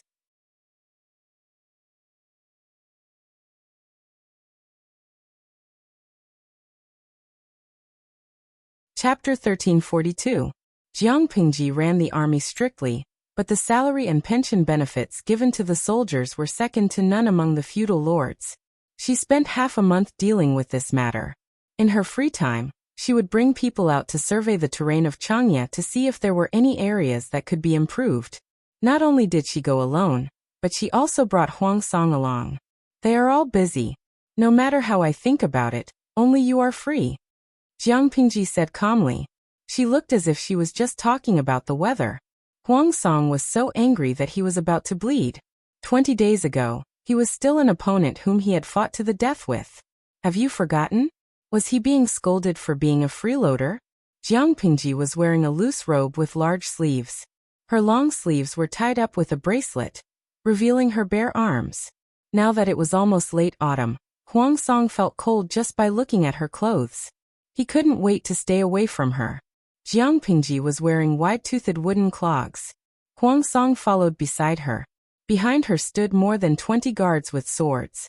They climbed to the top of a nearby hill, and looking down they could see a continuous line of regular barracks. Right now Changya is a desolate place. However, I heard that it used to be a county with abundant grain production. Jiang Pingji took a glance, and ignored the guards' fearful gazes. She climbed onto the rock at the top of the mountain, and stood higher to see further. Does Bogeo know about this? Huangsong's scalp went numb when he saw her suicidal actions. He immediately backed away to clear his name. He didn't want to be misunderstood as trying to murder Jiang Pingji. He reckoned that they would pounce on him and kill him before he could do it. I've heard a little about it. It said that the rainwater flowed backwards and caused the plague. Jiang Pingji said, "The terrain here is low. If there is a rare rainstorm and the waterway is blocked, it will be easy for the river to flow backwards." The natural disasters in Dongqing were endless. Droughts and floods died. No one could guarantee that Changya would not experience a rare rainstorm again. If this place was to be developed, this problem had to be solved. If Changya could be managed well, it would become a major grain-producing county in the future. There was no such thing as too much grain. In this era, it was a blessing for farmers to suffer from cheap grain prices. The scariest thing was that there was not enough grain to eat. Huangsong glanced at her and asked, What does Lanting plan to do? Jiang Pingji said. Divert the river water to nourish the fertility. Because the ancient tools were very backward, in order to make up for this, they had to send a lot of manpower and labor. According to the previous methods, Jiang Pingji recruited refugees from the vicinity and provided relief through work. Not only could it solve the security problems of the area, but it could also solve the livelihood problems of the people. At the same time, it would not delay the construction of various projects. Naturally, he would do the same to Changyi. However, Changya was a desolate and uninhabited place. Not to mention refugees, it was hard to even see a living person. If she wanted to develop the area, Jiang Pingji would have to transfer manpower from other places. This would be another expense and it would take time to transfer people. I'm planning to sort out the uniforms. They were prisoners of war, but weren't they Huang Song's former troops? Jiang Pingji planned to absorb the young and strong prisoners of war to expand the military camp. The rest would be left behind as labor. Of course, even if they were prisoners of war, Jiang Pingji planned to pay them, but the pay was only half that of normal labor. Once the construction was over, these captives could either stay and become residents of Changya, or they could choose to return home. Huang Song said, Lanting can make the decision. In his opinion, Jiang Pingji's methods were gentle and merciful. If it was in the past, when food was scarce, the prisoners of war would be killed. Prisoners of war could not be considered human beings. Their social status was lower than that of slaves. If Jiang Pingji disliked their gluttony, she could kill them here to save money. Not only would they be kept alive, but they would also be paid to work. They would even have the opportunity to regain their status as civilians in the future. Even Huang Song could not find fault with it. Jiang Pingji stayed on the mountain and watched the scenery for a while. Then, she got up and jumped off the huge rock. Let's go back. It's getting dark. Everyone went down the mountain and returned. Just as they were halfway up the mountain, Huang Song accidentally stepped on something and almost rolled down. Jiang Pingji quickly pulled him up. Huang Song was so scared that he broke out in a cold sweat. Why did you step on nothing? There's something under my feet. Huang Song stepped aside and found a piece of blackened bone exposed where he had stepped on. Jiang Pingji did not care at first. When she looked down, she found a piece of green on the ground near the black bone. She got up and said to the guard, "Dig it out." The guard dug very deep. It took him a quarter of an hour to dig the headless corpse out of the mud. There was a seal next to the corpse. Jiang Pingji did not care about the corpse. She cared about the seal. Huang Song glanced at it and said, "This seal is of excellent quality. Looking at the carving and style, it seems to be from the early Xia dynasty." The Xia dynasty unified the Central Plains. The surrounding small countries succumbed to it. It was an era with an extremely prosperous economy and a luxurious atmosphere. This atmosphere also affected all walks of life. Many places carried the decadent atmosphere unique to that era. Even the seal that was commonly used by Taoists was more or less affected. Jiang Pingji said, "The early Xia dynasty? Taoism was popular at that time." This seal came from the same source as the one that Wei Ci carried. Except for the different seal characters, it seemed to be cloned. Huang Song said, "Although it's not the state religion, it's much more likable than Buddhist monks." Buddhism was an imported religion. It was not a local religion. When monks were at their most domineering, they almost shook the foundation of the entire society.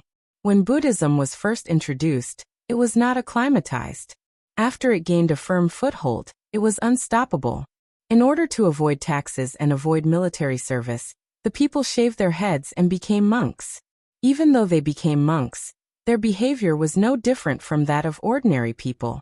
In order to build temples, they occupied millions of hectares of fertile land. Most importantly, they did not pay taxes. They kept a large number of monk soldiers and used countless copper, iron, gold, and silver to build Buddha bodies. This seriously affected society. The period of the 16 Kingdoms was also the most prosperous and darkest period of Buddhism. After the establishment of the Xia dynasty, the founder of the Xia dynasty, under Prime Minister Huangfu's suggestion, exterminated Buddhism. He destroyed countless temples, confiscated millions of hectares of fertile land that was illegally occupied by the temples, confiscated hundreds of thousands of slaves, and ordered the illegal monks and nuns to return to secular life. In addition, he dismantled the bronze and golden Buddha statues. The materials were used to cast coins, farm tools, and weapons. He established strict rules to become a monk. After this battle, Buddhism declined, and Taoism rose rapidly with the support of the court. Of course, there were people among the people who said that Prime Minister Huangfu was a disciple of a Taoist temple in name when he was young, so he was especially close to Taoism. After Huangsong's explanation, not only did Jiang Pingji understand, but salted fish in the streaming room also understood. Tudafeichio. It sounds like the three martial arts sect destroyed Buddhism? The Fairy Queen's Crimson. I thought monks were kind and benevolent. I'm dumbfounded. Yi Zimu. The monks in the history of China were similar.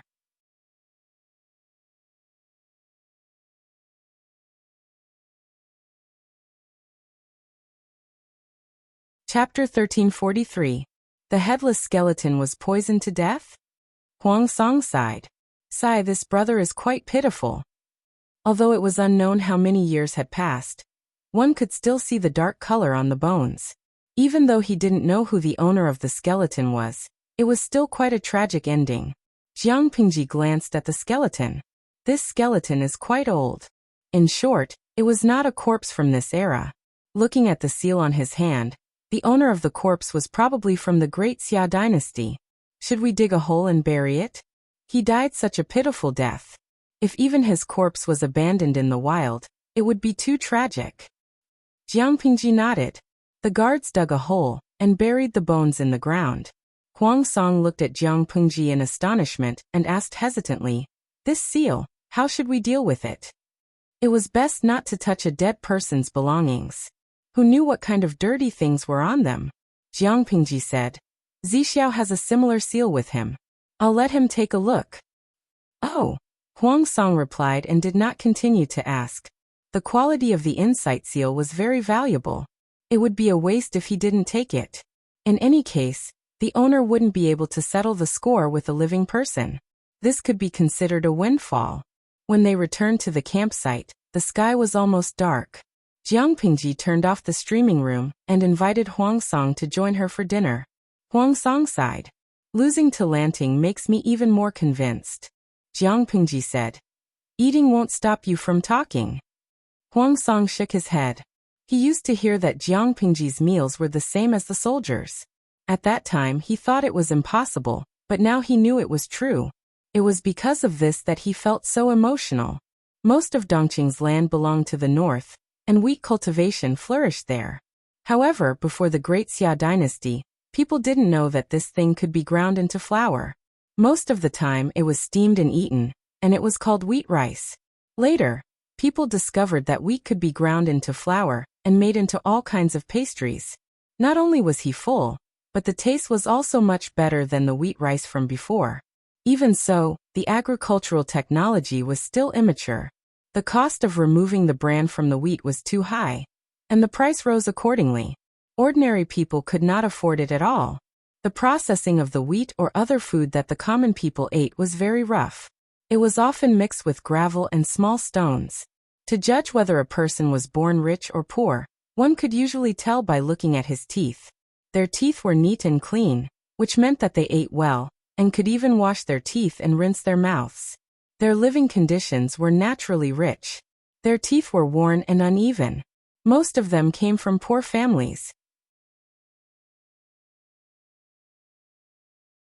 The food they ate was not carefully processed, so there was more sand and stones.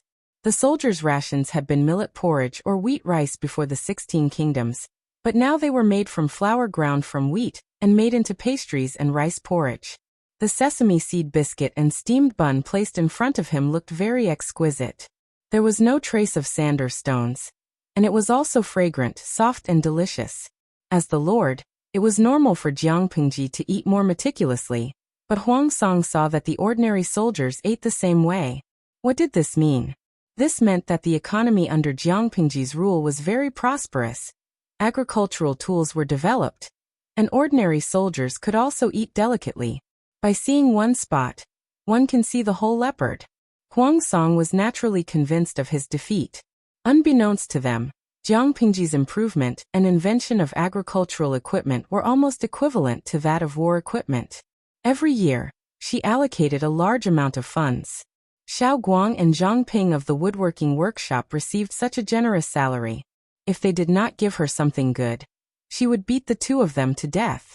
If Jiang Pingji made a trip back now, she would find that the agricultural equipment in Wanzhou had been improved again. Bai Yuexia had been taught by the Mahists, and she was extremely talented. When the three technological experts gathered together, it was like lightning striking the ground fire. Inspiration burst forth wave after wave. After dinner, Huang Song took the initiative to leave. Jiang Pingji lit an oil lamp and read the documents for 6 hours. When she put down the last scroll, she heard Wei Xi's footsteps. As expected, Wei Xi sent her supper again. If it were not for the fact that she could not gain weight from eating, she would have become a pig sooner or later. Zixiao, look at this. Jiang Pingji took out the seal that she had picked up earlier and handed it to Wei Xi. She took the bowl and chopsticks that Wei Xi handed to her. This is... Wei Xi's eyes widened in shock. He subconsciously raised his hand to touch his waist.